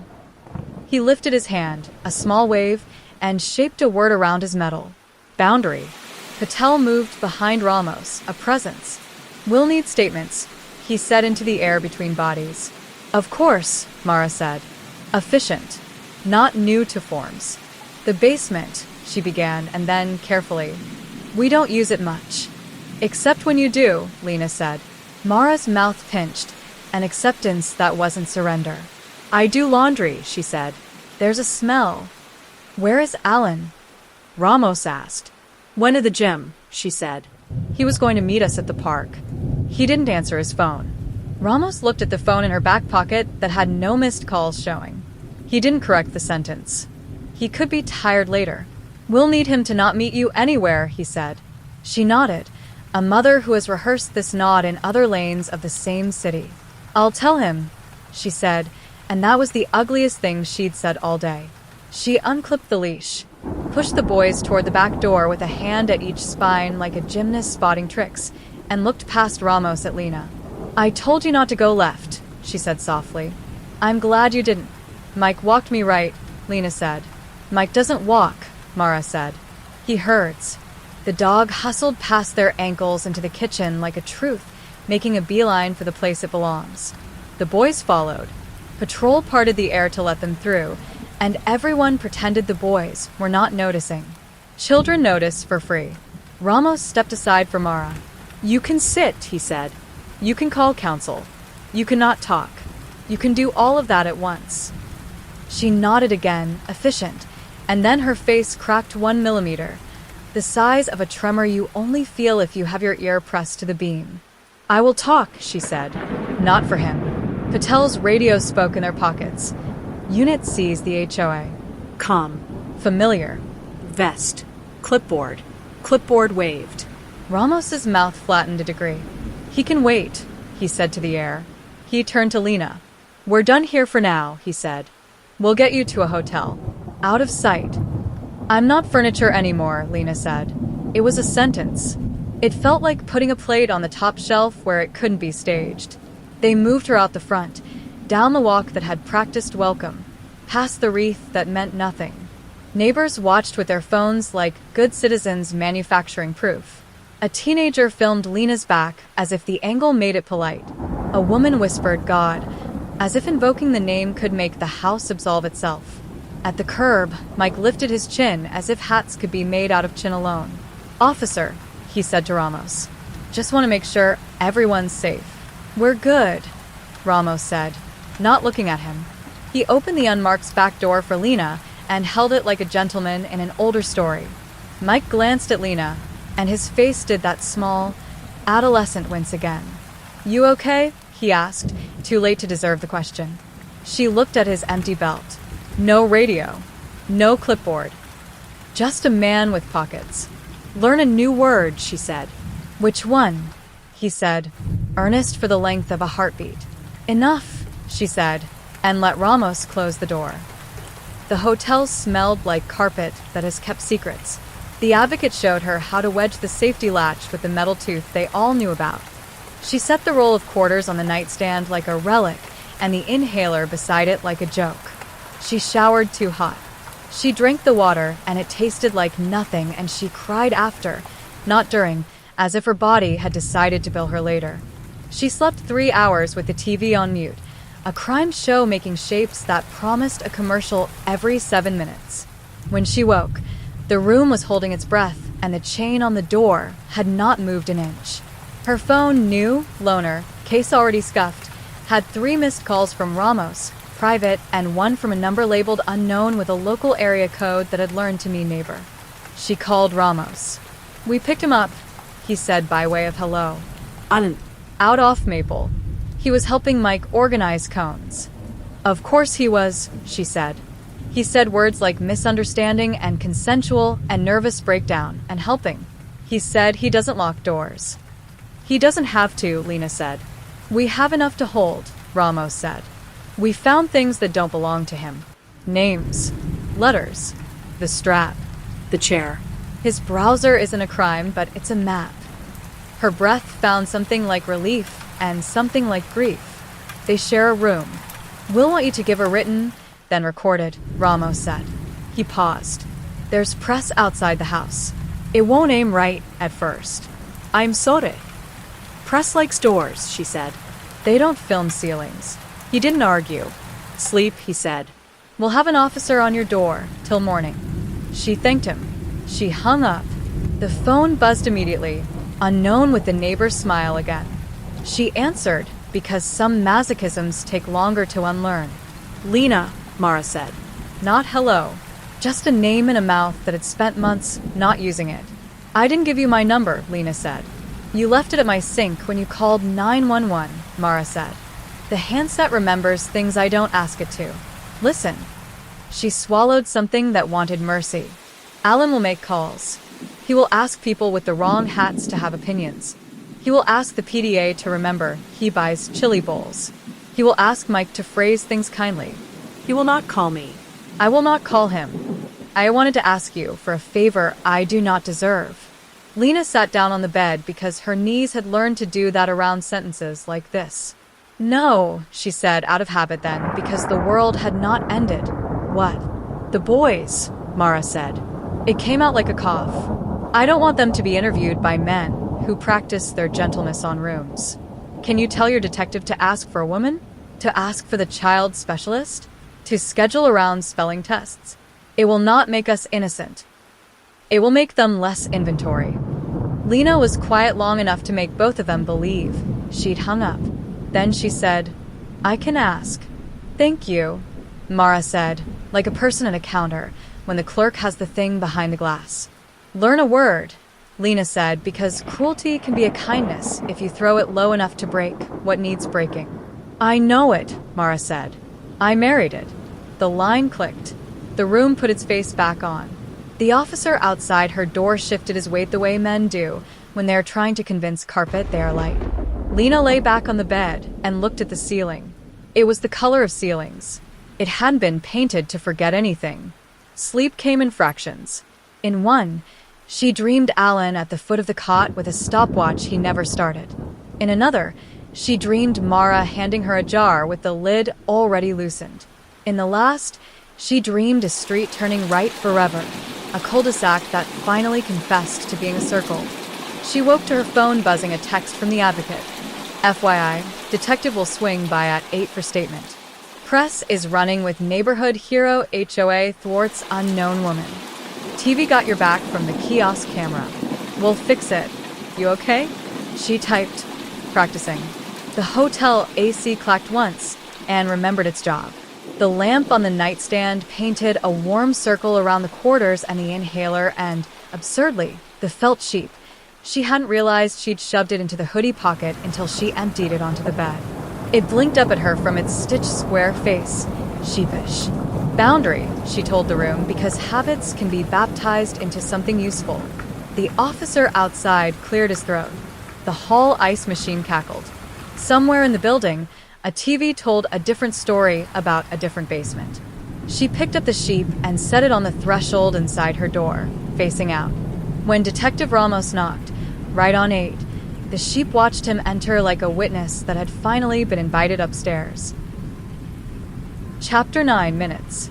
The community center gym had a varnish shine that made everything look truer than it was. Fluorescents hummed their bureaucratic hymn. Folding chairs stood in obedient rows, legs stuttering on hardwood as volunteers dragged them into shape. A coffee urn breathed steam that smelled like burn apologies. On the far wall, a banner with handprint turkeys and thank you, Ridge Helpers, tried to make the room remember November. They called it an emergency town hall but printed Ridge Readiness, Neighborhood Safety Forum on the flyer, because the right nouns buy time. Mike stood at a podium borrowed from the church next door. No vest tonight. Navy polo, hair combed into sincerity, clipboards stacked with handouts about de-escalation and situational awareness. He tapped the mic and said, "Check," and the speakers obeyed like good children. Lena sat near the aisle with the advocate on one side and Detective Ramos on the other, pretending to be a tired uncle. He wore a suit that had outlasted 3 administrations and a tie that didn't care. On his lap, a manila folder with a name tab. She didn't try to read. Mara slipped in late, boys in tow, the kind of late that makes you look like you've been doing something important. She wore a sweater the color of not thinking about it. The older boy scanned the room the way you scanned a vocabulary quiz. The smaller clutched a toy car he was too old for, but that's how people survive. One thing from the wrong year at a time. They sat 3 rows back, and seats, exit obvious. The dog stayed home because the world had rules left. Alan was not here. Arraignment in the morning. Ankle monitor blinking in a room with less varnish. The judge had said words like flight risk and community roots, and then split the difference with a number that belonged to math, not to women in basements. The neighborhood had taken a breath and said, let the system work with their mouths, and what if he sues with their eyes? Mike smiled the way men smile at microphones. Thanks for coming out on short notice. First, we are safe. Murmurs approved the lie for being comforting and local. Second, we believe in process. Third, we don't speculate online. Fourth, we focus on solutions. Ramos's pen did a quiet tick-tick on his folder, for bullets, for lies, for necessities. A woman with a PDA tote raised her hand. Can we talk about the cameras? My husband says they're pointed at the sidewalk and not at us, but I feel watched. Great question, Janelle, Mike said, all honey. We respect privacy. Angles are tight. We don't record audio. The footage loops every 72 hours unless there's an incident. He smiled harder at the last word. We're transparent. Lena felt the roll of quarters in her bag the way a diver feels the weight of tanks. Memory, not oxygen. The advocate squeezed her wrist once. You don't owe them anything. Her body translated it to, you owe yourself everything. A man in back. Ball cap. Forearms that believe in weekends. Cleared his throat. Is it true the woman called 911 from the kiosk? Half the room turned to look at Lena without turning their heads. Practice makes permanent. The kiosk is for everyone, Mike said. That's why we fought to install it. It saved time. It ate my quarters, Lena said, surprising herself by letting the words stand up. She didn't raise her hand. She didn't apologize. It gave me time back. A couple in matching fleece shifted, embarrassed for her, then embarrassed for themselves. Shame travels like a rumor. Right, Mike said, smile thinning. And the point is, systems worked. What systems? A voice asked from the doorway. Ramos didn't move. He didn't need to. The room turned on its hinge and found a woman in a denim jacket with tired dignity in the seams. Mid-30s, hair cut practical, hands that had learned heavy things. She had an old army duffel strap slung across her body like a seatbelt. The name tape read T. Hannigan. It felt like air got taller. Lena stood without deciding to. You, she said, relief and dread arriving in the same ambulance. T. Hannigan, Tara, she would later learn, lifted her chin an inch. Me, she said. She walked down the aisle and set the duffel at the base of the podium, like an offering you make to the wrong god on purpose. The zipper head had a thread tied to it, someone's small insurance. I came to collect my name. Mike's smile did a bad magic trick and turned into a lawyer. Tara, glad you're here, he said. Let's maybe offline. No, Tara said. Voice level, trained by places not varnished. Online, in line, on the mic. She took it without asking, spoke into the gym's hum, the human kind. My letters were in your neighbor's wall, she told the room. I wrote to dear anyone when I was too polite to call police on a house. The house never answered. A person did. Murmurs, the sort that live under couches. A tight-bearded man near the front lifted a finger. Are we sure this is the appropriate venue for? Yes, Tara said, and there was a little laugh from 3 rows back. Involuntary, grateful. Are we sure this is a neighborhood? She gestured at the banner with the paper turkeys. Or is it a unit test? Because out there it says Ridge Readiness. She pointed at the flyer. And I think maybe what you're ready for is telling yourself stories where you're the good guy. Ramos gave Lena the smallest nod, the one that means she is telling the truth we can't put in an affidavit. Mara stood up because some women stand up in gyms when voices need chairs. We knew, she said. No tremor. No costume. Just a sentence that changed the oxygen. I knew. I told myself a lot of words. I told myself about mortgages and birthdays and kids who spell conscience wrong until they don't, and then they can't sleep. I told myself about safety and systems and how a man can be two men, and we need the one that pays for cleats more than the one who puts chairs in basements. I told myself practice. The smaller boy tucked himself against her leg, toy car pressing into denim like penance. The older one stared at the varnished smile of the floor and lifted his hand without looking up. Spell complicit, he said in a voice that wasn't a dare, just a need to get the letters in the right order. No one spelled it out loud. The room learned it anyway. Mike adjusted his clipboard as if paper could put the toothpaste back in the tube. Let's center facts, he said, tired of being a hero, ready to be an HOA. Our neighbor Alan has rights. The process is working, Ramos said finally, voice sanded by hours. He stood like gravity had opinions. He's in custody tonight. There's a no-contact order. There will be charges. There will be discovery. There will be news. None of that is why you're here. He looked around the room and made eye contact the way surgeons make incisions. Deliberate, necessary, not cruel. You're here because your houses have basements and your basements have doors, and some of you put chairs in the middle of the concrete and folded straps on top like napkins. We'll find the chairs, or you can bring them to us. The gym said nothing. The coffee urn clicked. A child coughed. Someone fumbled their phone and didn't pick it up. Bring them, Tara said, and her hand opened in a way that made the room remember bodies. Bring the jars. Bring the keys. Bring the bins labeled Zmaz lights that way too much for tinsel. Bring the words you chose instead of no. A man in a tech hoodie halfway back stood again. The way shame makes you do lunges. I taped my basement window shut during the storm, he said, to the floor. My wife said it was for drafts. I left it. He didn't finish. He didn't have to. A woman with a lopsided bun and teacher posture raised her hand and didn't wait. I heard something months ago, and I didn't know where to put it, she said, voice cracking precisely once. I put it nowhere. That is a container I do not want to own. What do we do? Someone asked, honest for the first time all night. Practice, Lena said, and the word didn't taste like pennies anymore. But a different drill. We say enough out loud. We knock on doors that aren't ours when the air isn't right. We call numbers even if the person at the end sounds bored.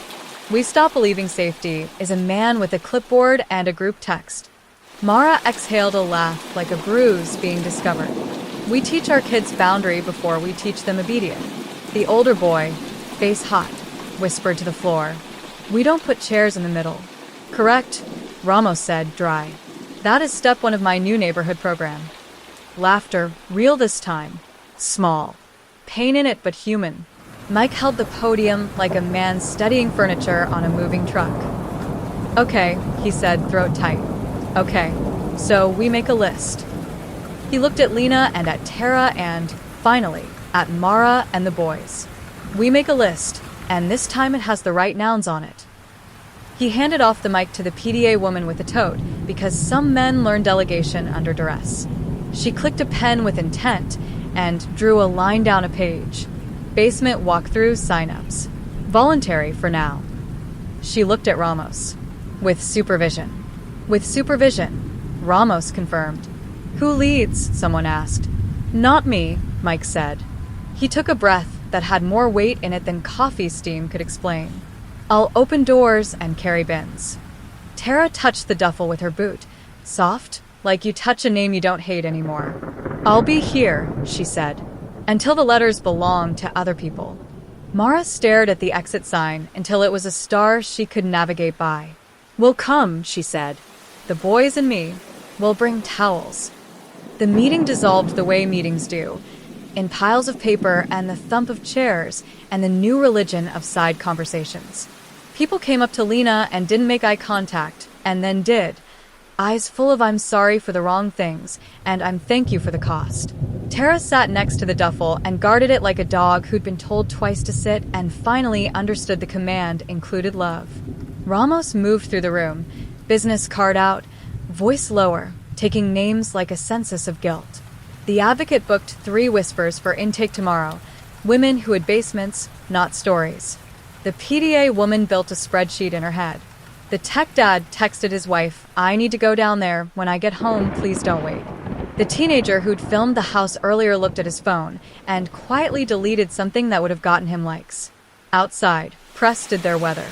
Community in shock, their cheer-in said, but the shock had edges worn by practice. It wasn't electricity. It was habit hitting a wall. On the way out, the older boy tugged free of Mara's hand and walked up to Lena like kids do when they have a mission and no longer believe rooms will build themselves around it. I'm sorry, he said, not performing, not reciting. He held out something small in his fist. She held out her palm, because some reflexes are worth keeping. He dropped the felt sheep into it.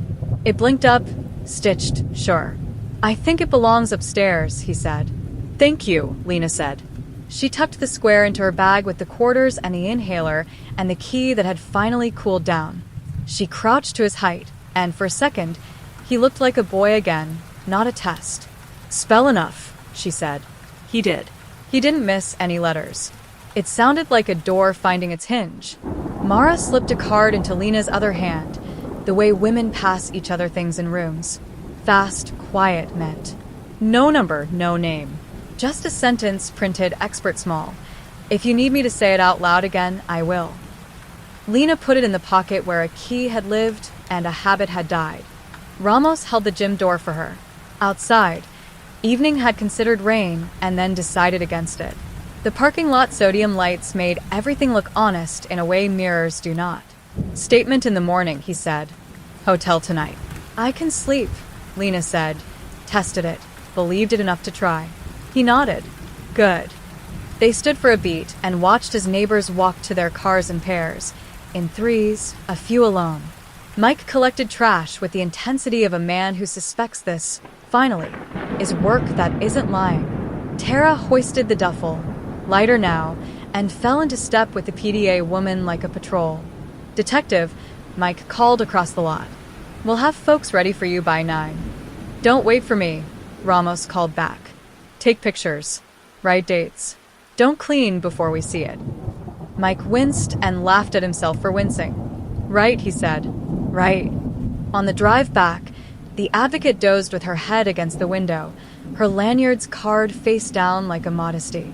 Traffic lights flipped from red to green to yellow to red like somebody practicing patience. In the hotel room, the officer outside gave her the nod of a man who has stood still so long his bones learned the position. Inside, the AC rattled and then resumed. Lena set the felt sheep on the nightstand facing the door, because superstition is just another word for choreography. She showered this time at a temperature that forgave. She drank water without bargaining. She crawled into a bed that was too big and wrong on purpose. Before she turned out the light, she took the quarters from her bag and rolled them out one by one across the cheap wood veneer. 40 circles, neat. She left one standing on its edge and flicked it with her nail. It spun, it wobbled, it fell heads. She slept. At 2:06, because some gods stay petty even after you stop feeding them, she woke to the sound of the hallway ice machine coughing itself awake and laughed into the pillow, a small, rude happiness. The ceiling did not pretend. It stared back, blank, available. Morning would be statements, arraignment, a crawl through words that needed documents to make them exist. After that, maybe the gym again, the basements, the jars, the bins, the houses learning to keep their mouths shut or open in the right direction. Practice, she thought, and the word, finally, belonged to her. Chapter 10, Inventory. The hotel carpet had learned 1,000 gaits. In the morning it learned hers. The uneven one people get when their legs are arguing with relief. The officer at her door traded shifts with another who looked like a brother, and not like a brother at all. The advocate texted coffee and appeared with 2 paper cups and a granola bar that turned to sawdust in Lena's mouth unless she chased it with water that tasted like forgiveness. Detective Ramos showed at 9 with a recorder, a form, and a patience that wasn't a performance. He put the felt sheep on the dresser like a witness. The red light went on. He asked the questions police ask when they're building a bridge that needs to hold prosecutors, judges, and a machine that eats statements. Start where you like, he said. She started with paint, the off-white ceiling, the way it pretended. She stacked names, Alan, Mara, Mike. She stacked nouns, chair, strap, bin, jar, key. She marked time by smells, citrus, pot roast, the mildew honesty of the laundry room. She said safety week without laughing. She said practice without flinching. She said complicit and spelled it for the tape like a teacher. When it got to the walk, right, gate right, her voice steadied. When it got to the kiosk and the coins, Ramos's jaw worked. When it got to the parking lot where Mara's hands were empty, the advocate made a small sound and apologized for it, and did not stop. The boy, Ramos said. He spoke with our specialist this morning. He spelled boundary for her. Good, Lena said, and it was a prayer and a report. They were almost done when the hotel phone rang, an insult of a sound. Ramos held up a palm, wait, then picked it up, answered like a man who refuses to be caught off guard by an appliance. Yes. He listened. He hung up. He turned the recorder off. He sighed. Press learned your name, he said simply. They would, Lena said. You don't owe them a hallway, the advocate said. I owe myself a door, Lena said, and looked at the sheep. It blinked like Stitch, and an upstairs. They moved her, quiet route, basement floor of bureaucracy, to a safe apartment the city kept for days like this. The building had a courtyard with bad art and 1 tree that hadn't decided if it was going to live. The unit smelled like last week's curry and new paint. The lock turned with a noise she recorded in her bones. She set her kit on the counter. Roll of quarters, inhaler, flashlight, key that no longer fit anything, felt sheep. An altar to after. She washed her hands, and the water stayed hot without ceremony. She drank from the tap because it was a thing she could do in a room that didn't demand a witness. Afternoon gave itself to phones. HR from a job that had not seen her in days. A friend who said her name too many times and in the wrong places. A number with the Ridge area code. She didn't pick up. Ramos checked in. Arraignment tomorrow. Prosecutors will ask for no contact. Ankle monitor is on. Mike has called twice to ask about a community liaison program. The press is sourcing. From where? Lena asked. From the house that taught them, he said, and she could hear the tired in his tie. Stay inside tonight. We post a car. Do you sleep? She asked. Practice, he said, and the word didn't hurt when he said it. Evening came with a sky that looked like an apology folded crooked. Someone in the building cooked onions like a love letter. She opened the window an inch. Air came through like a possibility that had paid its taxes. At 7, a knock. Not the officer's knock. Gentle. 2 notes, then a third, like someone remembering a song. She left the chain on. Yes. Package. A voice said. A woman. Young. Triply exhausted. She opened the door the width of the chain. A delivery uniform and a badge with someone else's name. Box tucked against a belly that had learned to carry. For Miss. The girl checked the label. For you. Lena took the box. Light. Too light. She signed with a pen tethered to a chain and thought about chains that make sense and ones that pretend to. Back inside, she cut the tape with the key that opened wrong and lifted the flaps. Inside, wrapped in brown paper that had been used before, a mason jar. Clean. Lid on. Beside it, a folded card, the kind that comes in packages holding candles or woven blankets that break no laws. She unfolded it. This belongs to you now. M. The jar was empty. It was also a circle with a memory of being a mouth. The lid turned with the soft eep of a metal throat. The glass smelled like soap and kitchen, and the shape of hands. She laughed once, a sound too small to be called a laugh if you hadn't been in a basement. She took the jar to the sink. She filled it with water. She set it on the counter and watched the surface settle to a coin. Boundary, she said, because that's the word that bought her a map. No. She unscrewed the lid and placed it on top of the jar without sealing it. A storm can't breathe in a jar if you don't give it a gasket. She nudged the felt sheep against the glass and it stood, stupid and brave. Later, when the building quieted into a hallway of televisions and private failures, she heard a different knock. Not at her door. In her head. The kind basements make when they have nothing left to bargain with. Inventory. So she did it. She got a notebook from the kitchen drawer, the one full of rubber bands and screwdriver bits and paper clips that had never seen paper, and she made 2 columns. Left. What I owe, right? What I don't. She wrote. What I owe.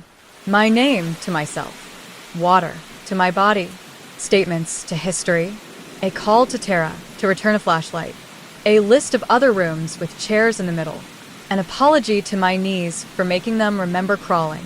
What I don't. His timetable. Their story. The house's hunger. Politeness that starves me. A return. She put a line under each list like a lid. She closed the notebook. She lay on the couch because the bed had too much hotel in it and the couch still believed in daytime. She turned the TV on to a nature documentary where water minded its own gravity and rocks were good at being rocks. Her phone buzzed. Unknown. She let it. It buzzed again. Then again, a rhythm she knew from a hallway at Dunham when Keys tried to become a conductor. She answered the third. I'm told you're safe, Alan said. Men like him say I'm told when they mean I checked. I am not yours to be told about, she said. He exhaled into the receiver like a man training his breath to do yoga while his thoughts practice litigation. My lawyer. Is not a door, she said. Says the neighborhood will calm down, he finished, ignoring the interruption like a father stepping over Lego. It was a misunderstanding that the internet made into a story. They're going to ask you to talk. Be kind. She thought of a jar full of sauce, of the way the lid sings when it breaks its seal, of the way he had watched her eat to make her human. She thought of Mara's hands up at waist height, empty, admission without surrender. I'm done feeding houses, she said. Long quiet, the kind that used to be dangerous. You'll be back, he said finally, tenderness like rust. You're already walking rooms, telling them what they are. That's a basement with lights. You mistake upstairs for relapse, she said. Goodbye, Alan. He tried to say her name in a way that made it his again. She hung up and let the phone buzz into a little aggressive insect and die. Sleep came, not the kind that bargains, the kind that arrives with its own key. Morning. Court. Alan in a suit that had learned to survive sunlight. The judge said the right nouns and stapled them to his day. No contact. Curfew. Surrender of passport. GPS. The phrase stay away from basements didn't make the paperwork, but it walked out of the courtroom anyway and followed his shoes. Outside, microphones hunted like well-fed wolves. The advocate angled Lena past them and to a car with windows that preferred not to reflect. A reporter called a question that had been written before she left the hotel. Do you forgive him? I don't employ him, Lena said. There's nothing to fire. Ramos snorted despite himself. You're good at this, he said. I had a curriculum, she said. He took her to the gym again, not for a forum, but for a list. The PDA woman had built a spreadsheet with the glee of a person who believes columns make people accountable. Tara sat on the stage with a thermos and guarded the duffel like a ship with one passenger that mattered. Mike carried chairs and did not pick up a microphone. Basement audits, the PDA woman said, making the word less ugly by breaking the syllables like bread. With officers, with advocates, with permission. No one goes alone. No one goes downstairs first. We bring sticky notes, not just cameras. We label what things are instead of what they are called. Ramos added, voluntary is temporary. Mara arrived with the boys and a bag of towels that would not forgive the rooms, but would make the photographs kinder on children. The older boy had a list folded in half. Things that are wrong that look right. He had written chair in middle and jar with nothing in it, an exit arrow pointing wrong, and padlock where there are no bikes. He had spelled conscience right and complicit right, and enough like he had practiced it on a blackboard 100 times and erased it each night, so it could be fresh. You don't have to come, Lena told him. I have shoes, he said. Shelter in place is over. They went, door after door, house by house. Good smells, bad secrets, old secrets, brand new ones, still sticky. Some basements were nothing more than concrete and good intentions. Some were museums of better days. Treadmills draped in sweaters, boxes that had given up on moving. Some had chairs in the middle of the floor with straps folded on them like napkins. People cried. People didn't. People said words that had something to do with God and everything to do with shame. Patel photographed. The advocate wrote numbers on her wrist. Tara put a hand on a wall and told it a story where it held. At a house 3 blocks over, a padlocked door labeled pantry opened on a room that wasn't food. A woman with a pastor's haircut put both hands over her mouth and let them fall. Okay, she said. At a condo on the corner, a bin labeled Winter weighed what guilt weighs. A boy who wasn't anyone's son found a jar under a sink and held it up to light. This is nothing, he said. Yes, Lena said, and took it and set it on a shelf with its lid resting, not ceiling. That's the point. At Mike's house, he opened the basement door himself and stood to the side. It smelled like varnish and the kind of masculinity that cleans up after itself. There was no chair in the middle. There were 2. The straps were still in their plastic. My wife said not to lie, Mike said, voice small. I don't want to be the wrong story. You already were, Tara said gently. Be this one now. He nodded until his chin tired. He brought the chairs upstairs and put them on the curb next to a cardboard sign. He wrote in block letters that were trying too hard. Free. Don't. The neighborhood learned to do something that wasn't clapping. They carried. They called. They wrote dates. They did not clean before the detective saw it. They brought the jars and the keys and the folded towels to the gym and started a museum called Never Again, even though the sign said community storage, because sometimes hope needs a pseudonym to make it through a budget meeting. When the sun burned a hole in the overcast and light decided to come inside, Lena stepped into her borrowed apartment and found a second package on the mat. No note. Just an old smoke detector, crooked from the day the inspector had straightened it. The paint ring around its base the exact color of pretending. The battery had been removed and taped to the top with blue painter's tape. On the tape, written in a child's hand, a single word, enough. She sat on the hallway carpet and laughed until the officer down the hall did the math and decided laughing was safe. She brought the detector inside. She set it on the counter next to the jar and the sheep. She didn't need it to alarm. It already had. Night came with the ordinary noises of people doing their best. In the safe apartment, water ran, a neighbor coughed, a baby practiced its vowels. On Dunham, a bolt got replaced by a plate, and then by a wall, and then by light, and then by an entry in a file. At the kiosk, a teen fed the phone quarters just to watch it eat, and decided to text instead. The maple by the corner learned to hold what was left of itself with grace. In bed, Lena made a new list. House rules, upstairs. Drink water when you want, not when asked. Say your name when you decide it belongs in a room. Don't move something back where you found it if where you found it was wrong. If a door opens, notice who's holding it and why. Practice enough. Teach boundary. She put the notebook on the nightstand. She turned out the light. She did not listen for keys. The dark arrived like a person, not a basement. At 2:06, because small gods do not die, they just move neighborhoods. Somewhere a pipe ticked, and a house held its breath, and a woman in a room that had never admitted to history said a word, as if it were a prayer, and discovered it was a rule. Enough, she said. The ceiling said nothing back. Upstairs, finally, decided to be a floor.